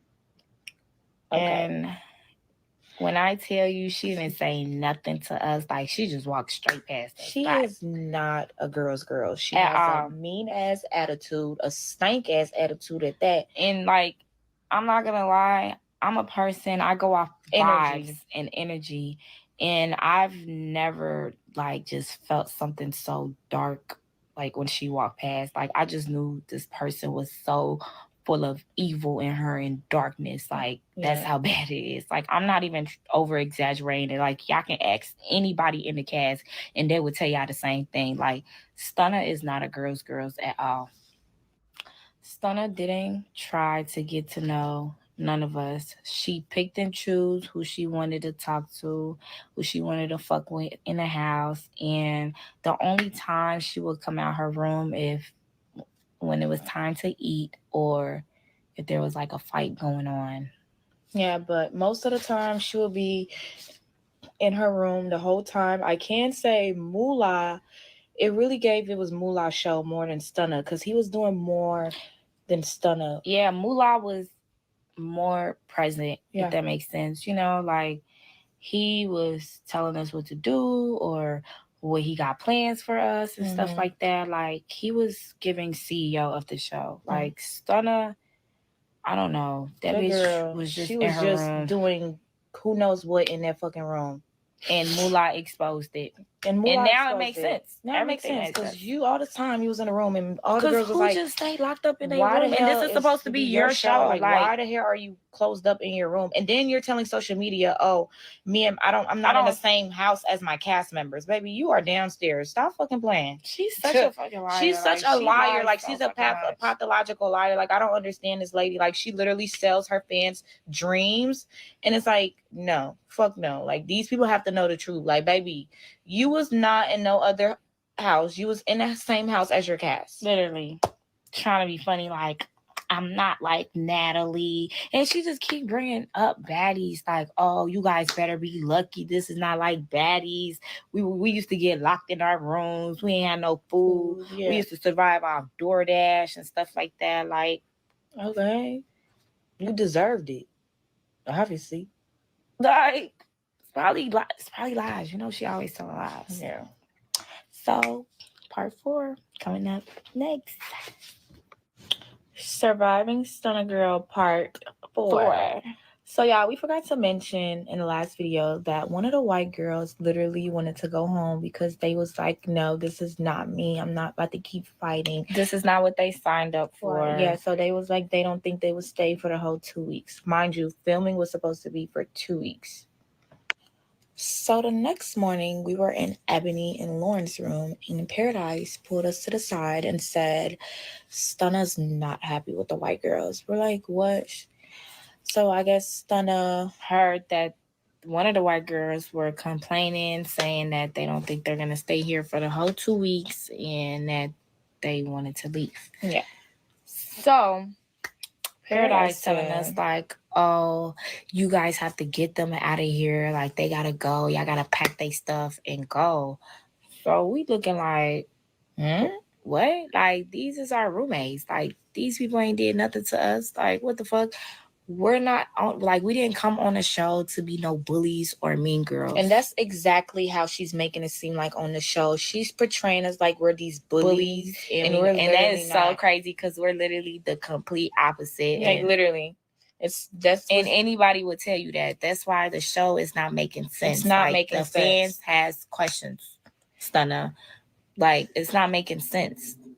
So yeah, so they wanted us to basically, this is the morning, like literally the morning when we woke up, Paradise came in our room and was like, Stunna wants y'all to get the white girls out of here because they complaining about not wanting to stay here because of all the fights that's going on.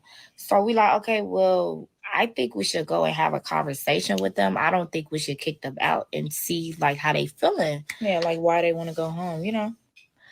So boom, so the camera followed us to our room where the white girls was at. And basically, you know, we just asked them like, what's going on? Like, we heard y'all wanted to leave and stuff. And then the white girls was like, no, we never said that. But the other castmates, they were also in the room with us when we was asking them what was said. They was trying to say, oh, you guys are lying because we heard y'all say such and such and that you wanted to leave. So the white girls are swearing up and down that they never said that and that they want to stay, da-da-da-da-da. And that's when Stunna, she just randomly just came in the room. And she started talking to the white girls and she was like, oh, I heard y'all wanted to leave, or one of y'all say that y'all wasn't going to stay here for the whole 2 weeks. Y'all might as well just leave now because it could be somebody else taking y'all place. Something like that. So pay attention to this part that I'm about to say. Listen very carefully. So Stunna was listening, like hearing the white girls out while they're explaining themselves, like, no, we didn't say that, like we want to stay and stuff like that. So Stunna ended up like hearing them out and giving them another chance, and they ended up staying, right? Remember that. So boom, this like our second day and the other girls' third day. So we really wasn't filming a lot that morning. So we was just having a conversation. Some of the girls were just having a conversation, and like we were talking about some really like, you know, juicy stuff, and it was no cameras around and stuff like that. So it's crazy how like the camera people, they just want to sneak up on us and start recording. But when we really got tea and like, you know, we really talking about real shit, like our businesses and stuff like that, they're nowhere to be like found. our like, goals, what we come on a show for and stuff like that. Like they never want to record that, but they always want to record the drama and shit. Like that shit was weird to me because we literally was talking about our goals, talking about our businesses, our plan after here. Yeah, what we got planned after we leave here, what we think the show is gonna bring for us, like all that. And they wasn't nowhere to be found. But I bet you if somebody was fighting.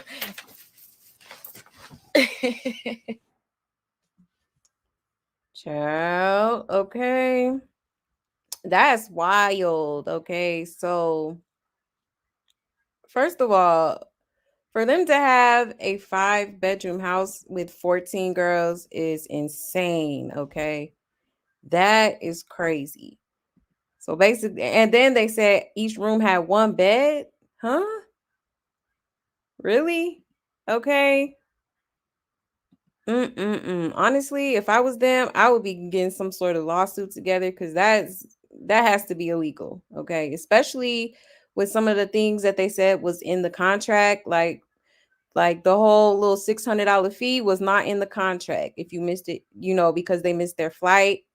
Like that's not fair. Okay. And then they said Stunna Girl was in her room damn near the whole time. Okay. And there was another girl that came out and, aired her out too. Okay. Yeah, we're gonna get into her too because she has some very interesting things to say. Okay. But let me check the comments real quick here. 1 second. You looking real bad, Stunna. Okay. Real bad. Hold on, y'all.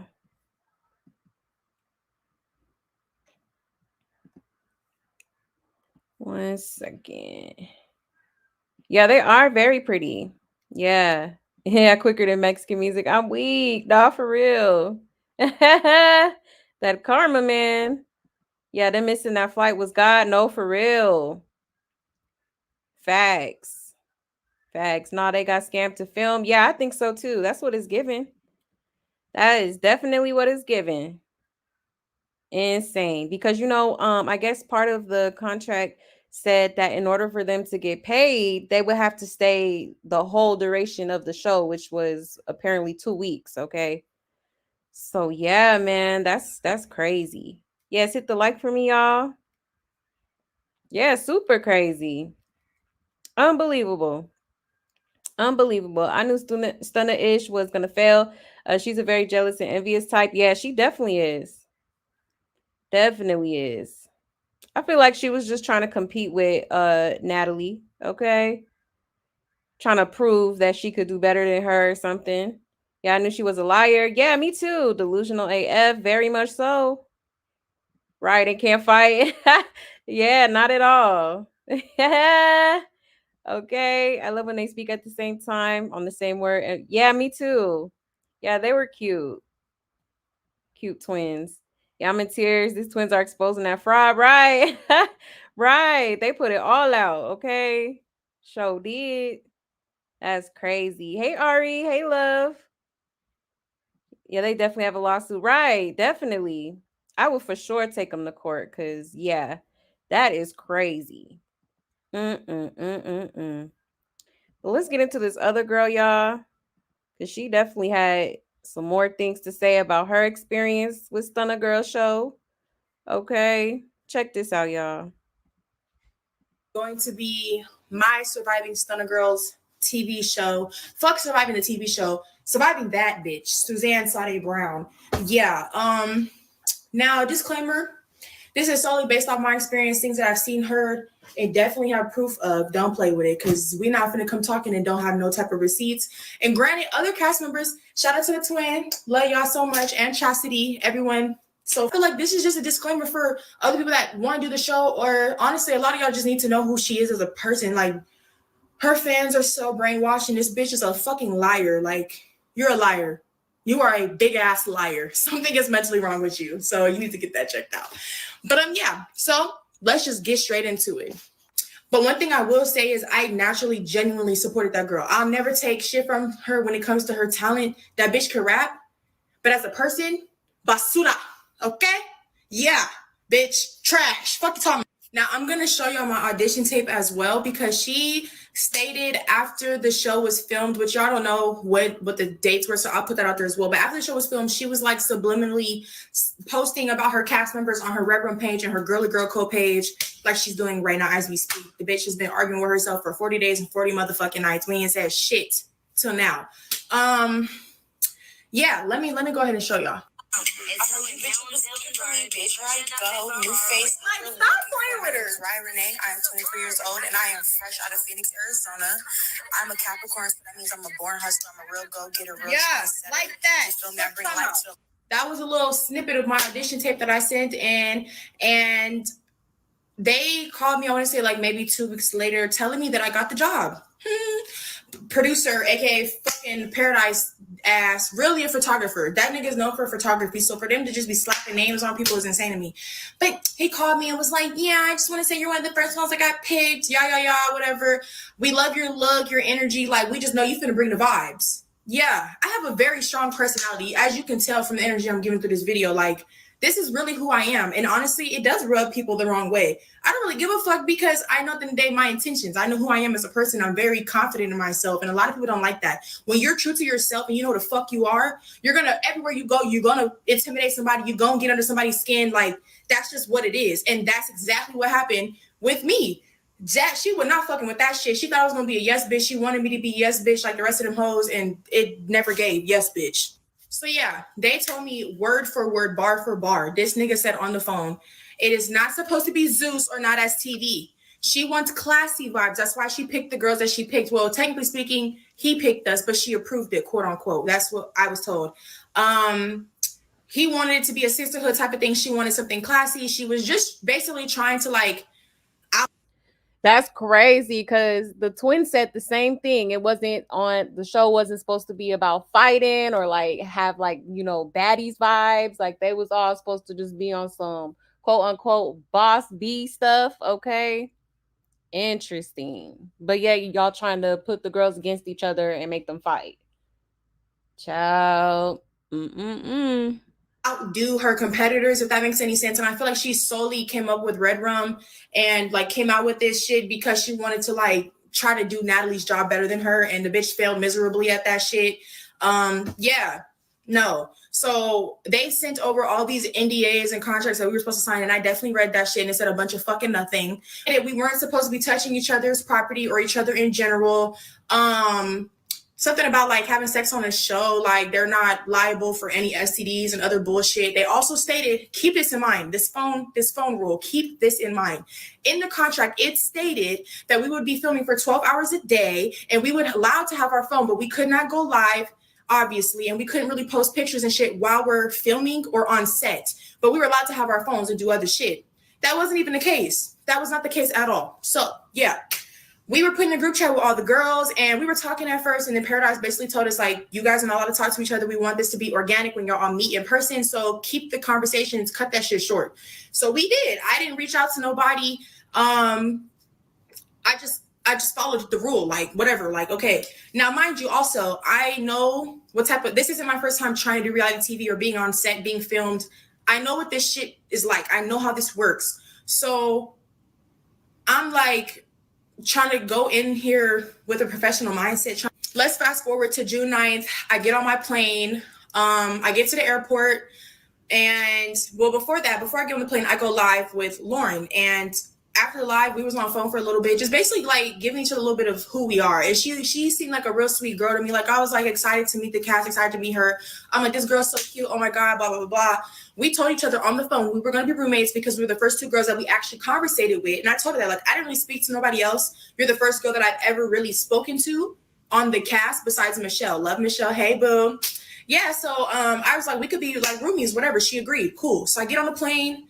I get there. When I get off the plane, the first two girls that I link up with that I see is, I wanted to clear up for myself. First episode was her like chopping and screwing, making it seem like all I did was run my mouth and complain and talk shit.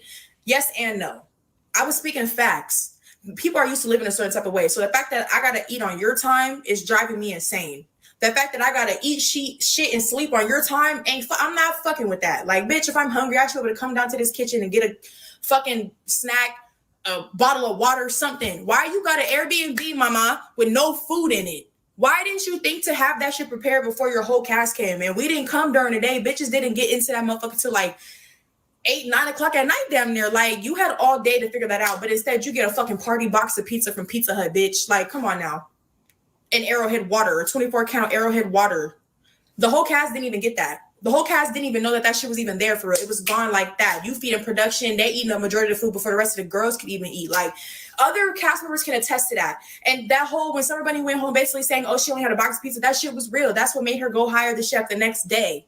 Then the next day, I was still there. I ate the chef's food. Shout out to you. That shit was good. But like rice and salmon, bitch, After eating ramen noodles all day, we get rice and salmon. Okay, I guess. And then I guess like the day after that when I left, they fucking had crab legs and spaghetti. I don't know, but she was just trying to do her big one because she was already getting dragged on Instagram trying to do damage control and shit. Yeah, there was a box of pizza and we consuming nothing but fucking Casamigos. So I'm tore up by the end of the night. Now, one thing I will talk about is this phone shit, because towards the end of the night, that became an issue. The girls are asking for their phones because it stated in our contract that we would have our phone. We just couldn't have it during filming, and we can't post in the house while we're like on social media. Cool, no problem. So we're kind of going back and forth with them, and they're like, yeah, we'll come up with something like y'all can use your phones like maybe for 5-10 minutes at night before you go to bed. We look at her like, bitch, are we in prison? Like, what the fuck? Like, I just feel like I'm on lockdown. Like, I don't like that. I understand y'all not trying to like compromise the address and shit, but we all know what we signed up for. Come on now. That shit was dumb as hell. Like, I'm not gonna lie. So then the next day, Ebony and the white girls come into me in Lauren's room and wake us up. I'm tore up. I'm throwing up my guts, literally, y'all. Like, I told them, I was like, I'm not one of the girls that can drink on an empty stomach. I'm gonna be the first bitch thrown up. No shade. I don't like drinking like that. I'm such a smoker. Like, I'd rather sit there and smoke wood after wood after wood. And that was another thing. They also stated like no drugs were to be involved in the show. But so yeah. After I'm done throwing in my fucking guts, I decided to go downstairs and look for some water, some food, something, because I need to put something on my stomach because I'm literally throwing up stomach acid. Y'all, there's not a water bottle in sight. Like, I'm just confused as to why you have a fucking Airbnb with no food. Like, you didn't think to. That shit blew me. So I'm like, damn, the bitch like me like to eat. I ain't gonna lie, I do. So I'm sitting here like, all right, I'm going back upstairs. They talking about some, everybody get up, we gotta clean up because they're coming to look at the Airbnb and we gotta be quiet. And like, they just had us acting like what was going on wasn't really going on so that we didn't get kicked out the Airbnb. So that's also another red flag. I didn't get up and help do shit because like I'm throwing up everywhere. The room is literally spinning like I'm sick. So Solo ends up coming upstairs and like asking us like what we want to eat because we're telling him like, oh, let's go to the store with them. Like, we'll help buy groceries, whatever the case may be. I'm throwing out, we should cook a dinner, like, you know, just trying to bond with the other girls and shit. He was like, no, it's okay, we're gonna get it. So we ended up eating some cold ass Wingstop around like 12. Mind you, we don't got our phones, so I'm just going based off of like what I felt at the time was. It was like the middle of the day at that point. It had to be like 12. After that, they were like, okay, everybody get dressed because we're gonna do a pool party. We finna go to Kingpins tonight. Like, we finna have some fun. So the girls are excited. They playing the same 6 Stunna Girl songs again on the fucking speaker throughout the whole house. And we all getting ready. As we're getting ready, Solo and Paradise are walking through the house talking about some, yeah, the twins coming in, they finna bring hot shit. They said you bitches is boring. They coming to turn the house up. They running phase, making it seem like the twins was coming in on weird shit. After everything that happened last night, everybody's already on like, hell no, bitch, we're not trying to be in here fighting every day. Everybody said that. You could tell this cast, we can defend ourselves. We'll hold our own, but we not on that. This ain't not us TV. Bitches is not angry. This is not South Central Baddies fucking season 5. Like, we don't care that much to sit here and fight every motherfucking day, bro. Like, that shit was unnecessary. Real shit. So we all like, the fuck? Like, no. And then they were like, oh, Summer Bunny's online talking shit about you guys too. And we were like, bring her ass back. That's literally what we were talking about. It was not the twins. We were telling them to bring back Summer because at that point, the whole house wanted to press her because we're under the impression she's talking shit. That's not even what happened, y'all. Like, this shit is insane to me. I'm not even gonna lie. Like, I understand it's TV, but you're telling the twins that we're being boring, so y'all trying to start shit is insane. Like, it's day 2. This is our first 24 hours in the house. What the fuck y'all want us to do? Start pulling each other hair out without knowing each other's names? Like, that's dumb. That's hella dumb. So also, as this is happening, I see bitches with their phones. So I'm like, I want my phone. Where's my phone at? I'm asking Paradise, like, hey, like, can I get my phone? And he's like, oh, let me see about that. And like, never came back and told me shit. A fuck ass thing. Everybody got their phone but me and a few other people. So I'm feeling some type of way. I'm peeping the scenery out. Like, okay, I see what's happening. Favorite to the house. We got me and Michelle and a few other cast members was asking Moolah like what's going on. And he talking about some, oh, we finna do eliminations tonight. 3 girls are getting sent home because we just feel like they're not giving Stunna Girl vibes. And you know, this is the cast. This is who got picked, but you guys still gotta fight for your spot. Like, we looking like, when the fuck did we sign up for a game show? When was bitches getting eliminated? Like, we didn't know replacements was going to be a thing. But mind y'all, we didn't really know the point of the show or what we was really doing besides, oh, we wanted to be girls, promote who you guys are. There was no literal, like, key point to the point of this show. There was no, oh, they're winning a prize or it's a competition. It was nothing like that. It just ended up being motherfucking Mortal Kombat shit. Like, honestly, just fighting all day, every day. So she's basically like not trying to tell me who said what. She's not telling me, she's not going into detail about what I said. I'm really pressing the issue at this point. I said, I just got here. This is our first 24 hours in the house and you already trying to send me home and I feel like you don't have a valid enough reason. She wasn't trying to hear me out. She wasn't really trying to like listen to nothing I had to say. She didn't give a fuck. Like she was just like, yeah, you could go. And if you don't like it, you can get the fuck. I treat you better than any network would. And I'm just looking at her like that's a motherfucking lie, but whatever. And I was being combative for a little bit. I ain't gonna lie. And then after that, I was just like, you know what? In my mind, I made up to myself, bitch, what did you like going back and forth for her to be here for? Like, this ain't it. Go home. Like, this is happening for a reason. So, yeah, go ahead, send me home, bitch. No problem. And then, before I skip this major key, this is what really, really set it off in my brain for me. Light bulb went the fuck off. She literally looked me in my face and fucking told me she feel like my influence on the girls is too strong. She feel like the girls listen to me and they like what I'm saying and she feel like I'm finna get them to turn against her. I just met them bitches. How the fuck am I finna influence these bitches to turn against you and we don't even know what's going on for real? Like, that shit blew me. So the minute she said that, I just instantly knew, like, she's intimidated by me. She could tell that I'm a real strong-headed individual and she don't like that shit. I'm not a bitch that you're finna tell what the fuck to do. You see, I just argued with you about me being here for only 24 hours and you really have no valid reason to send me home. And you know you don't have no valid reason and you don't really care the fact that you don't have proof to deliver. You got all these fucking rooms so-called tapped. Where's the audio?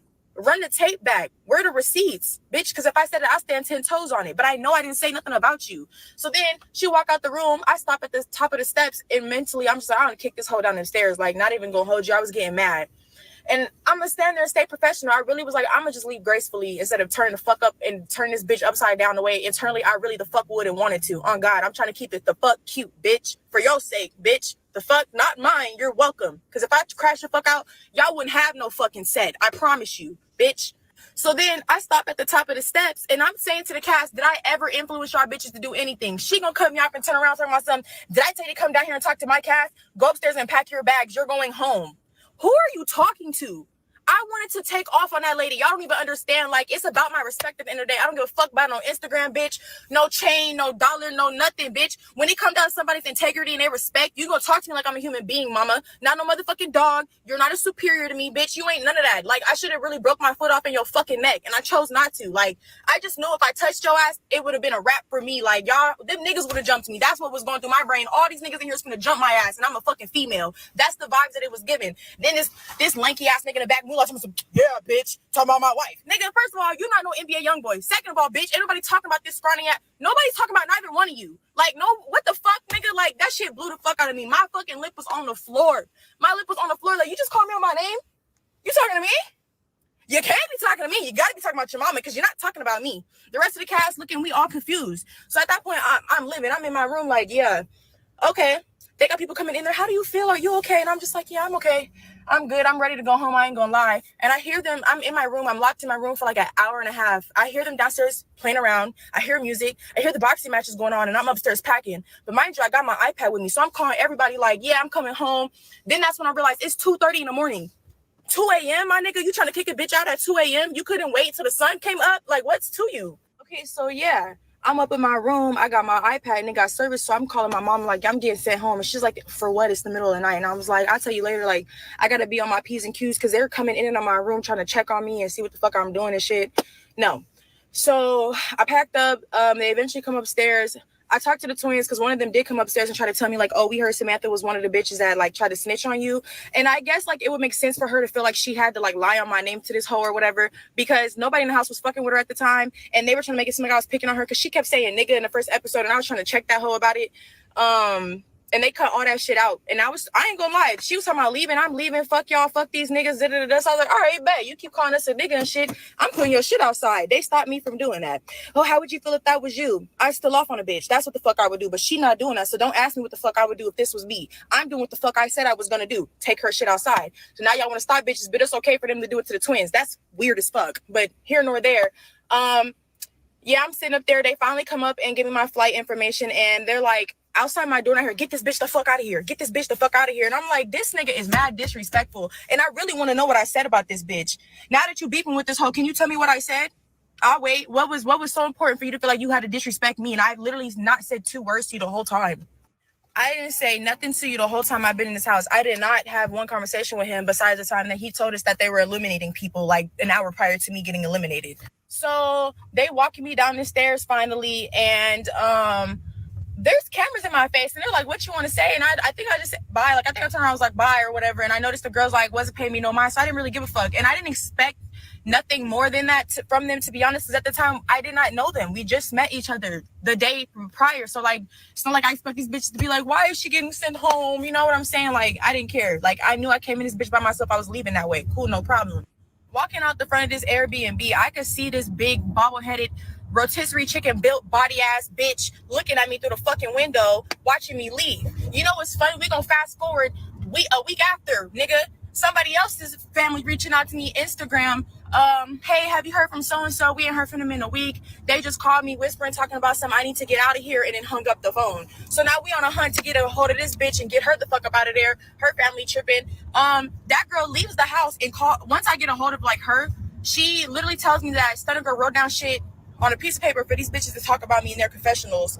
And she was like, yeah, when I came up in the room to talk to you, she really told me to go up there and fight you. Is you cool? Like, fuck is you talking about, bitch? Like, that's weird as fuck. That's weird as fuck.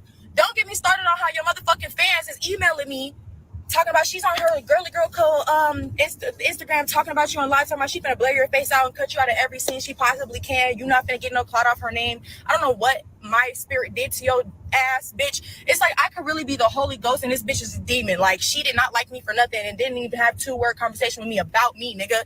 Didn't get to know me, none of that shit. Bitch, you're a hater, you're intimidated, and it fucking shows. And I would be bad too, bitch, built like that shit. You got to standing next to Smiley, you look a fuck ass mess. But I knew that shit before you got to standing next to that big bitch too. Okay. She going off, okay? That's crazy.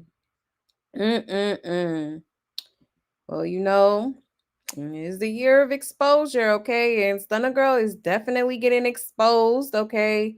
Them was not the only girls that came out and said something. Summer Bunny also been exposing her, okay? Definitely was. I'm gonna just play this short video of Summer Bunny. Hold on. Here we go. Okay.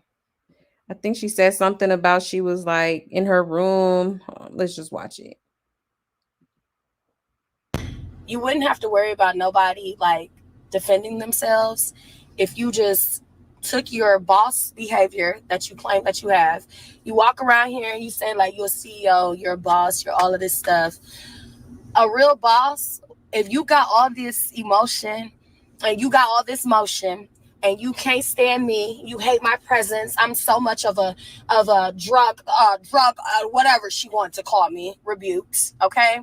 Whatever she wanted to put out on my reputation, if you're so flossy like that, like you really like that, why didn't you just cut me out your show, 1, get you a new cast, 2, and pop your shit? Why are you steady just riding around? You're so infatuated with answering questions and you claim you're just so, I got you pressed.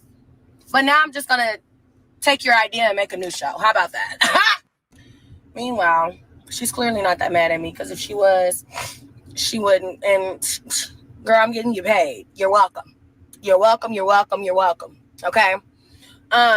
You can't trust her, bro. She just was dating somebody for like half her fucking career, and she literally is like airing this man out, like just being crazy for no reason. Personal business, like ain't keeping shit player than a motherfucker. Nothing is player over there. Nothing. All right. She's just lollygagging, just talking, all that shit. That shit is for the birds, bro. You can't believe her. She'll say anything.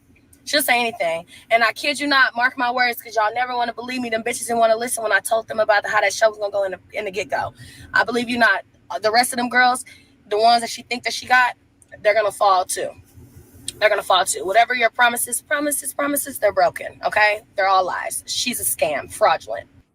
You know, if you know the game for real, you know what I'm saying? You're looking at a real game.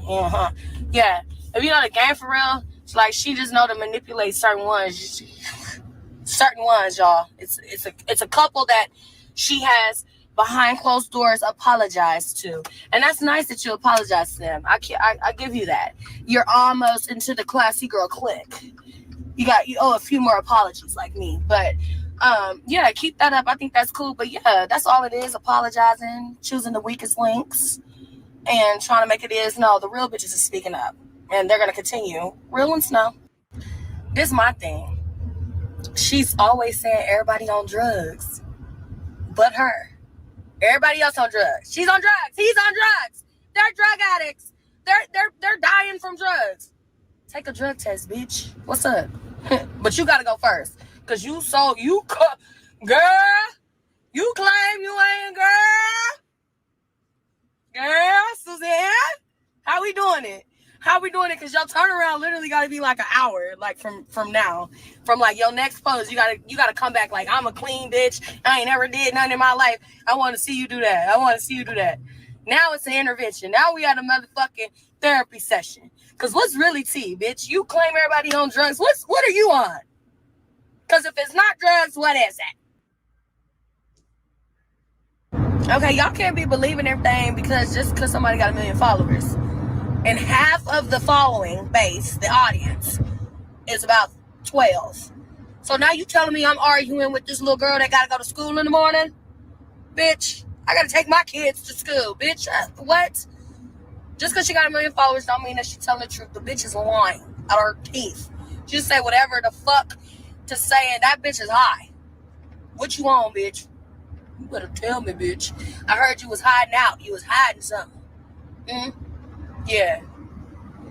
Everybody got faults. Everybody got their wrongs. We're still waiting on that drug test. Miss, I'm clean. She could be a surrogate mother, huh? She's that respiratory system. You clean, huh? I'm gonna leave y'all with some good word of advice. I'm gonna leave y'all with some good shit that y'all can think about, okay? Hurt people. And what I realized with this individual, this idiotic individual that we've been dealing with for the past couple of months, she has been hurt somewhere, somehow. I don't know where, when, how, what, who did it, who caused it, Houdini, bitch. I don't fucking know. But the bitch got hurt. And what I'm saying is hurt people. I seen this bitch literally get fucking fucked with every fucking day on a TV show, and then she literally plotted for bitches to do that shit to me and to other girls, to other people. Like, y'all don't see her character. Hurt people. I don't want to be around it. She's not trying to change. She's just portraying a portrayal. She'll betray you before she'll portray anything. I don't fuck with it. Be who you really are. The hurt bitch you are, and you clearly hurt. Okay, this is my real last one. This bitch said that y'all didn't hear her. She at one time on her little green screen, she was like, I got marked off of Love and Hip Hop. Boo. No, I didn't. You, on the other hand, you got marked off of baddies. Everybody else is baddieing. I'm talking about these baddies are being the baddest of the baddest of baddies. They have baddied all the way from city to city, continent to continent, and they have not invited you nowhere. You had to do your own spinoff on a spinoff. You had to do a spinoff on tons of spinoffs. You had a spinoff on your TV show, then you had a spinoff on your production, your chef, your cast. You can't try to talk about nobody but your damn self. Like, what? I got marked out of Love and Hip Hop, but you still called me for your show. You still put me on your show. You wanted me to come back to your show, and you still put me out. You still put my footage out. Like, huh?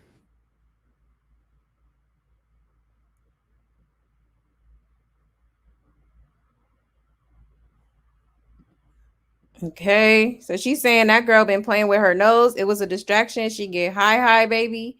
It's okay, mamas. Welcome to Hollywood, child. Okay. The matter, the real know the real. You know what I'm saying? Me and Summer Bunny is great. You feel me? I fuck with Summer Bunny.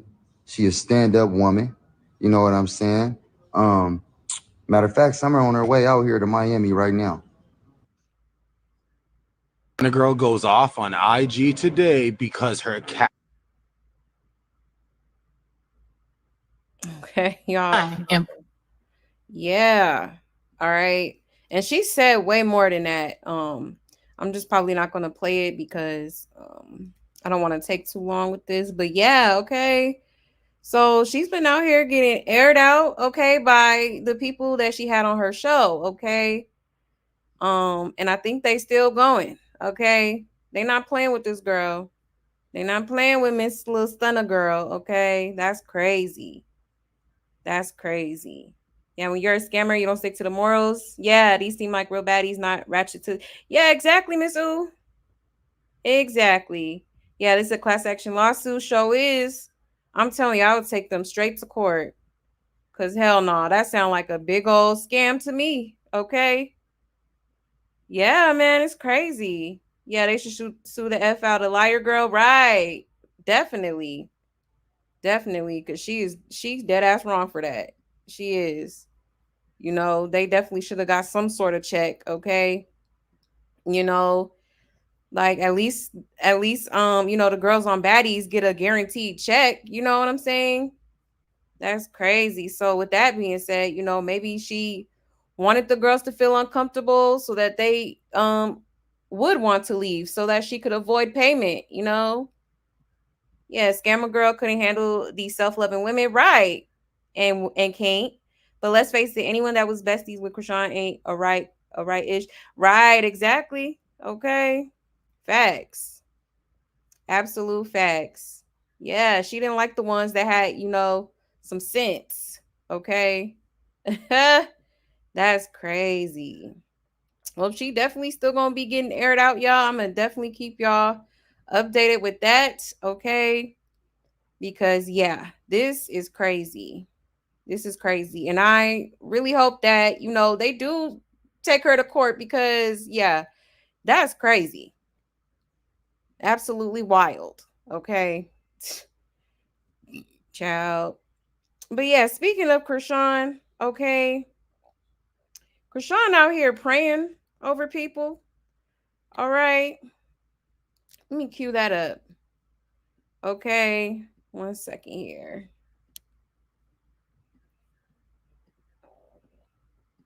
Here we go. Okay, so shout out to the Shade Room. It says Pastor Jamal Bryan shares this moment where Krishan Rock prayed for his daughters. Okay. Child. Hey, Father God, just want to thank you for this opportunity that everybody's in college right now. Just focus right now, Lord God. Any stress or anxiety or any type of questioning, Lord God, I rebuke it in the name of Jesus. Let them just walk forward in the Word of God and let them recognize that only their strength come from you, Lord God. Not any man, no distraction, and just make their father proud, but really make you proud, Lord God. In Jesus' name, amen. Amen. Okay, period. So modeling, TV, and what's you? I'm gonna be a doctor. Okay, cool. So you gonna be saving lives.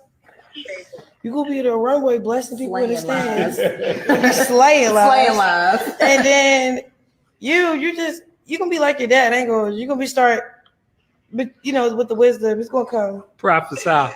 Prophetic. Hey, Father God, just want to thank you for the prophetic. Child. Prophetic. Bye, guys. Nice to meet you.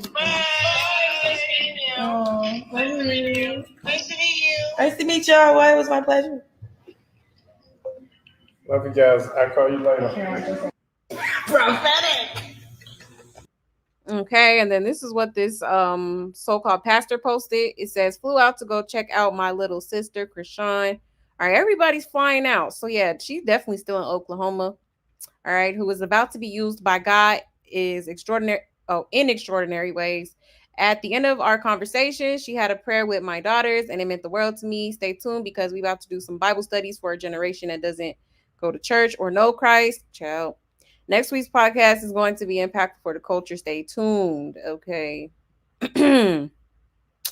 Interesting. Talking about some prophetic, more like pathetic. Okay. This is crazy, y'all. All right. First of all, I would never have somebody like that pray over me. I'm sorry. This is just really strange to me. Okay. She really laying it on thick though. Okay. I think that she's just trying to. I think this is more so of like damage control. Okay, she's just trying to clean up her little image, with court fastly approaching. Okay, But I'm sorry. I don't think the DA is gonna care about that. Okay, I really, really don't. Especially after what she said about the DA. Okay, hold on. Let me see if I could. Hold on. Let's pull that up real quick. Yeah, because she was talking big ish about the DA. Okay, 1 second.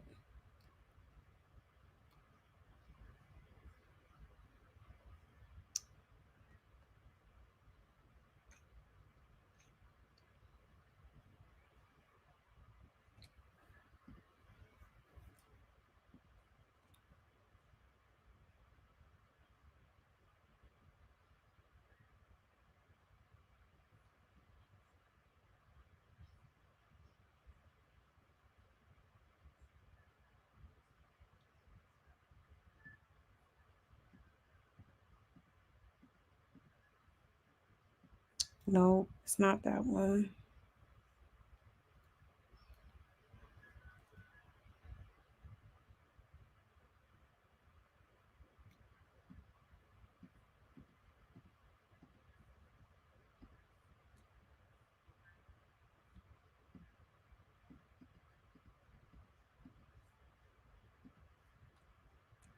Okay, let's see.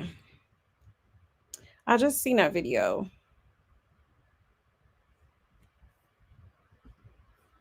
Hold on, let me see if I could go right here.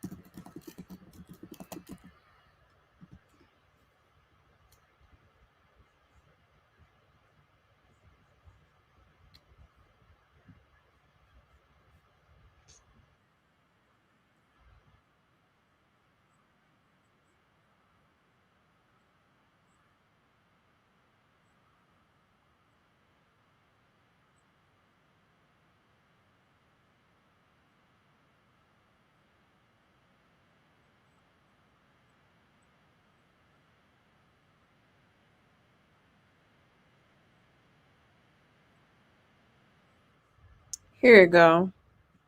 Sorry, I had to go to the part. Here you go, right here. Let me share my screen.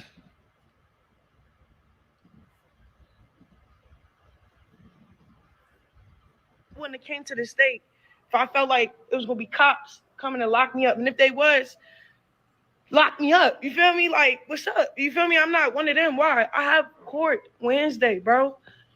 Like, I already talked to the Craigs County. I'm trying to, what the fuck? Like, what the hell? Oklahoma. They hard to get to. The DA is. I ain't gonna speak on her. She probably watching my live. Like, real shit. I swear to God, bro. She used to be a judge. She got demoted. Now she's just some grumpy motherfucker. Like, I don't have real cases out there, bro. I got pulled over in a fucking car. Okay, it was weed in it, whatever. It's legal where I'm from, Cali. That's the weed I smoke. And then it's just like, yeah, and then it's not even that. It's just like, it's just too much. Like, just don't get in trouble, because everything after that, even if it's unfair, it's still your fault. You feel me? So it's like, Even if it's unfair, it's still your fault. How is it not fair? Okay, you stole that man's car. Okay, but anywho, let's go back to this post. Okay. Because, yeah, I think it's very interesting. Hey, brother guys. It's been a lot of people saying that he's like a false prophet. Okay. I'm not too familiar with this guy, but I've seen a lot of people saying he's a false prophet. Okay. And I would not be surprised. Okay. Oh, here go Natasha. The way this girl smoked and drank her whole pregnancy, causing unimaginable neurological damage to her son, then calling it God's plan. The way she's playing in God's face without fear should be enough for anyone to want to stay away from her. Right. But when you praise ungodly things like views and money like her, you'll do anything for it. Facts. She's bold enough to play the sympathy card for something she's caused. She loved a man, money, and other ungodly things more than she cared about making sure she was cooking a healthy baby. Right. Speaking about God and actually living through God's word is two different things. This is not okay. Don't fall for the deceiving antics. It's all for show. Facts. Absolute facts. Captain said that cheeky devil. Somebody say y'all hate so bad. She's young and learning. She's anointed child. Not she's anointed. She's playing in y'all face, definitely. Okay. Jamal looking for views and clickbait. Why does no one see that this isn't genuine? It's all about image. Exactly. I just hope everybody who spoke on her child reaps what they sow. I would not want her praying for ish for me. Right. Um he who is without sin cast the first stone. God bless her and her baby. She beats well. Stop the hate, child. The black church in America is the most phony church you could be a part of. Get mad at your luxurious, flamboyant pastors, not me. Yeah, that's true. I haven't seen so many perfect people who didn't make any mistakes. God continue to bless her, these young ladies. Okay, child. It's crazy, man. I want to share with y'all because for those that are saying, "Oh, stop judging her, stop judging her," da da da, you know, it's in the Bible, okay? Um, that some people, matter of fact, let me show it to y'all. Let me show y'all. Okay, so check this out. Okay, this is Timothy, second chapter. Okay, it says, but understand this, that in the last days there will come times and difficulty, for people will be lovers of self, lovers of money, proud, arrogant, abusive, disobedient to their parents, ungrateful, unholy, heartless, unappeasable, slanderous, without self control, brutal, not loving good, treacherous, reckless, swollen with conceit, lovers of pleasure rather than lovers of God, having the appearance of godliness, but denying its power. Avoid such people, for among them are those who creep into households and capture weak women, burdened with sins and led astray by various passions, always learning and never able to arrive at a knowledge of the truth. Just as Jannes and Jambres opposed Moses, so these men also oppose the truth. Men corrupted in mind and disqualified regarding the faith, but they will not get very far, for their folly will be plain to all. Okay. All right. So basically, what it's describing is there will be people who will pretend as if they are, of God, but in actuality, they're not. Okay. And I think, in my opinion, that describes Krishan very, very well. Okay. Definitely. Okay. Having the appearance of godliness, but denying its power. Okay. Come on now.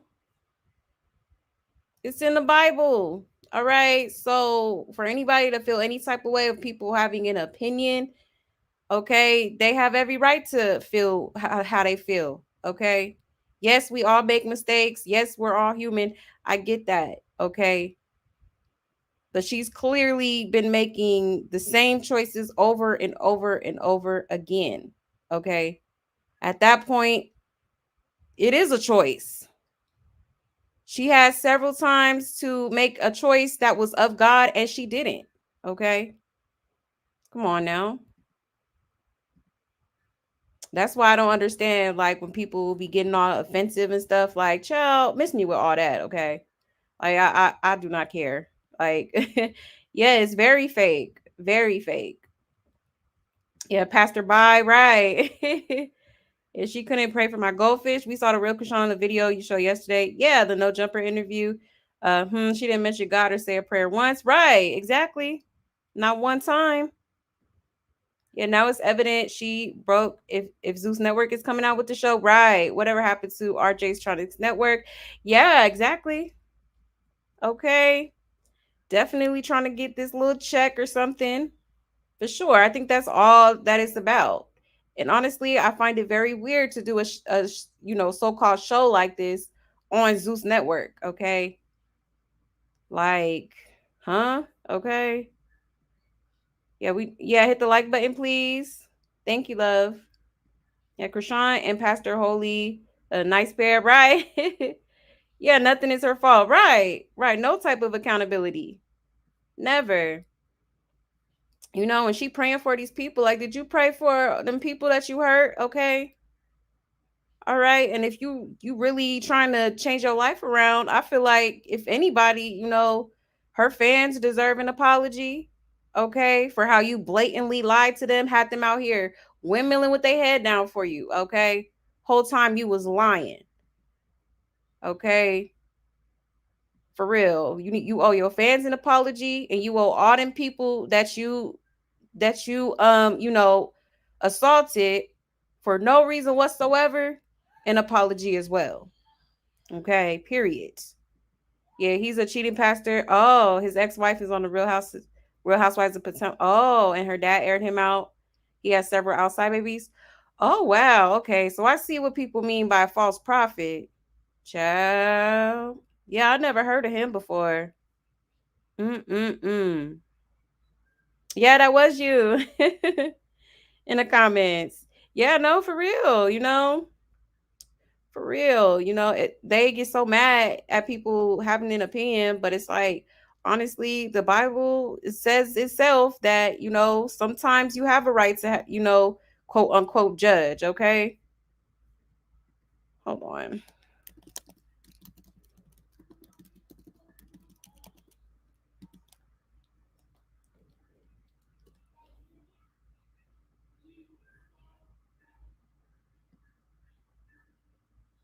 Um,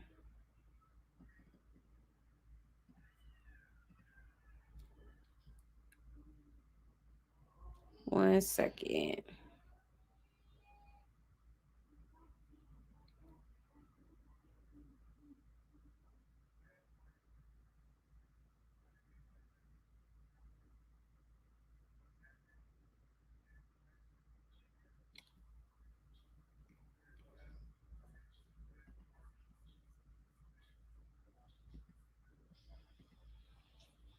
Yeah, it says right here. The Bible says that people should not judge others, but that they should also not judge by appearances and should instead judge correctly.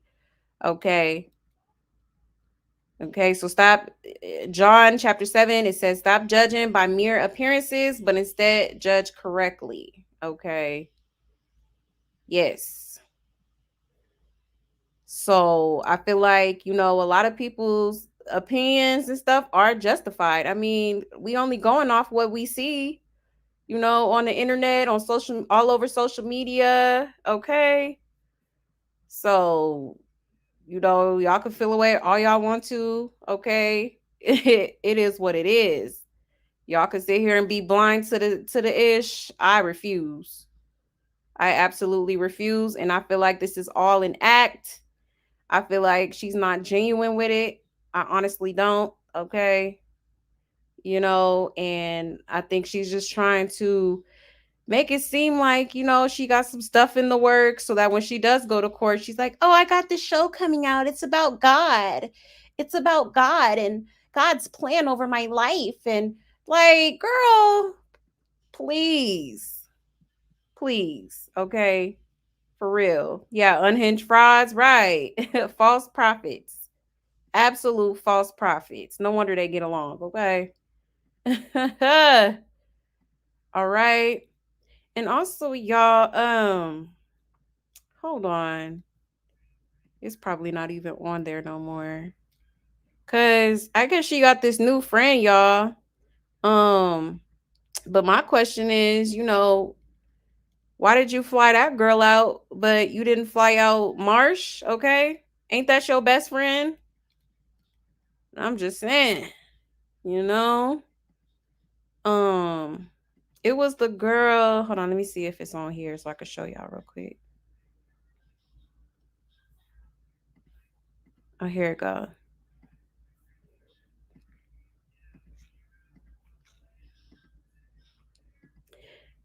This little pink hair girl right here. She I guess flew her out and yeah, to go to church or whatever. Okay. But it's mighty interesting how, what's going on. Boy, you and Marsha ain't friends no more or something? Okay. I don't know, man. Like, this is random. I ain't never seen this girl before. Okay. Interesting. They must not be friends no more. Or maybe they just not talking to each other. I don't know. Interesting. Yeah, man, for real. That's all it is. She just trying to, well, number one, gain sympathy for sure. And number two, to just clean up her image, make it look like she changing her ways and da da da. But it's like, at the end of the day, you still missing court dates. Okay, you're still not being responsible. Like, James is literally trying to get a default judgment, okay, because you're not responding to the lawsuit, okay, not taking no type of accountability whatsoever. Okay, let's take a look real quick and see what that's about. All right. So it says a default judgment is a binding court order that is issued when a party in a legal case fails to take action, such as responding to a summons or appearing in court. The judgment is usually in favor of the plaintiff. Okay, here are some things to know about default judgments. Who can enter?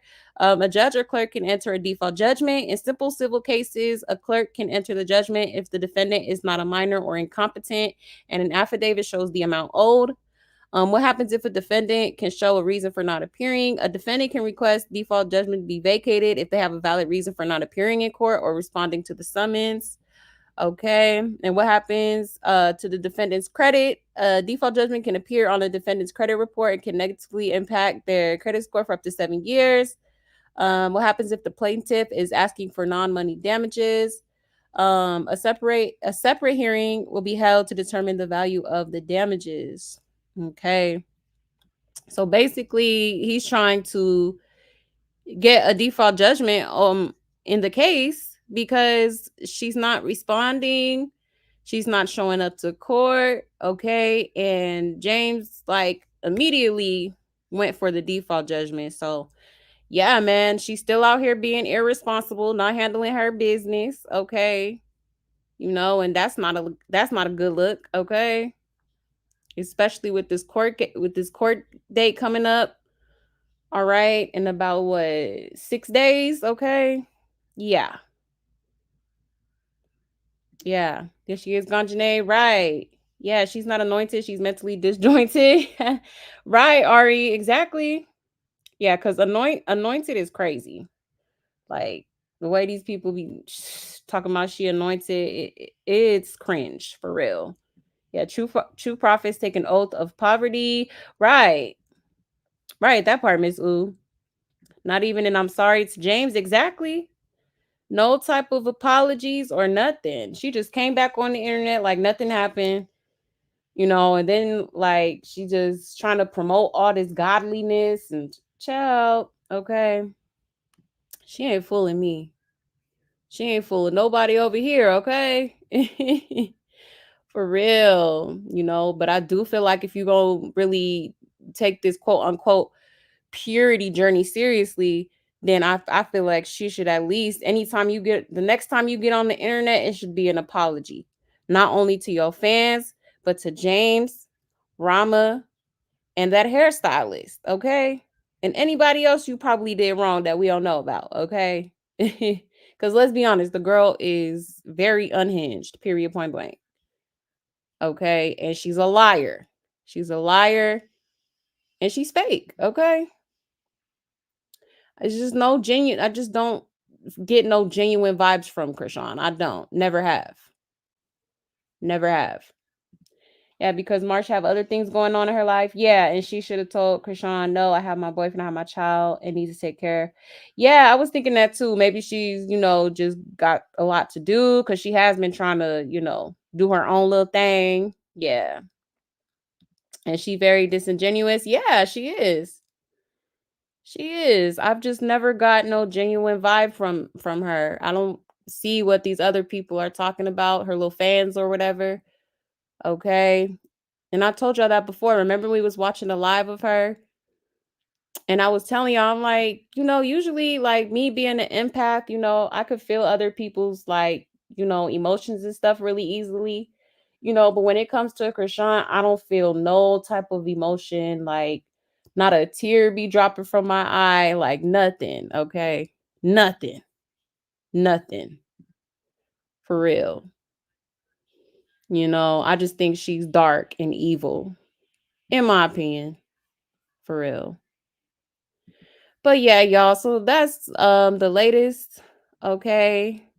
Let me check and see if there's anything else going on real quick before I get up out of here. All right. Let me check here. Nah, that's the latest, y'all. In the circus. Okay. So I'm gonna go ahead and end the show here. I hope y'all enjoyed the live. I just wanted to do a little bonus live for y'all. Okay. So thank you to everybody who came up and pulled up to the show. I so greatly appreciate it. Shout out to my love buds. I love y'all so much. Okay. Happy Saturday, y'all. I hope y'all have a great rest of y'all's weekend. And yes, we will be back on Monday. Okay. Don't forget to hit the like for me on y'all way out. Okay. And enjoy the rest of y'all weekend, y'all. Okay. Take care. Bye.